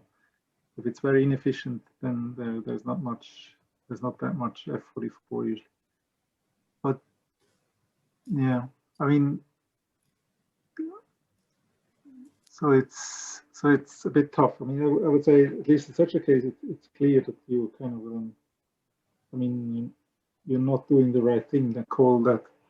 I mean, to call that only that factor BBOA when you even have a less oxidized BBOA actually coming up. But if you have two, I think now in the Mogadino paper that Ian also submitted, that I mean, there we have, there we have two factors. Yeah, one a little bit more oxidized and less oxidized, and they're likely more, I mean, primary or maybe slightly aged primary. In London, as we discussed before, we saw also this, but I mean, what James discussed is, I mean, they were able to, with the AMS, to extract two relatively non-oxidized BBOA factors to kind of explain the BBOA variability. So I don't know. I mean, there's different types of solutions, but maybe if you have just one factor, I mean, maybe the crypto factor is usually not that bad because it's kind of in between, as you say, of the very fresh, non-oxidized and I mean, partially mixed with a little bit oxidized primary fractions. I don't know. So I don't know if that was clear enough, or I was probably rambling too much.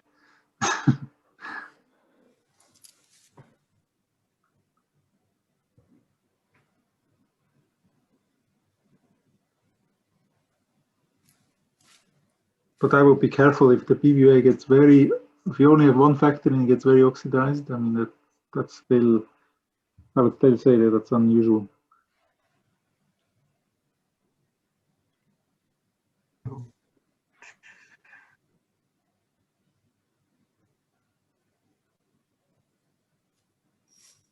Olivia, are you convinced? I don't know. It's an endless discussion. Yeah, but like, I mean, I think in this case, here, if you look at this solution, I would say the factor 3 is BBOA influence for sure. I mean, if it's primary or secondary, who knows? I mean, but it's, I would interpret it as BBOA influenced. Do we have some, I don't know if it's ELF, but do we have some levoglucosan also at some sites we can compare to? Or? I have it in Mogadino. Yeah.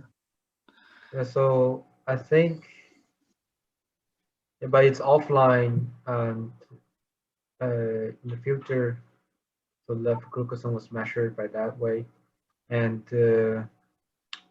if I remember right, levoglucosan, yeah, it correlates well with both my less oxidized BBOA and the more oxidized than the one with the more oxidized BBOA. Yeah. Yeah, but like I think when I also add them together to do the multilinear regression with levoglucosan, it also appeared to be better with two OA factors. So basically, you need to prove that you need to like have two factors to explain the biomass burning sources in the winter. Yeah. Yeah.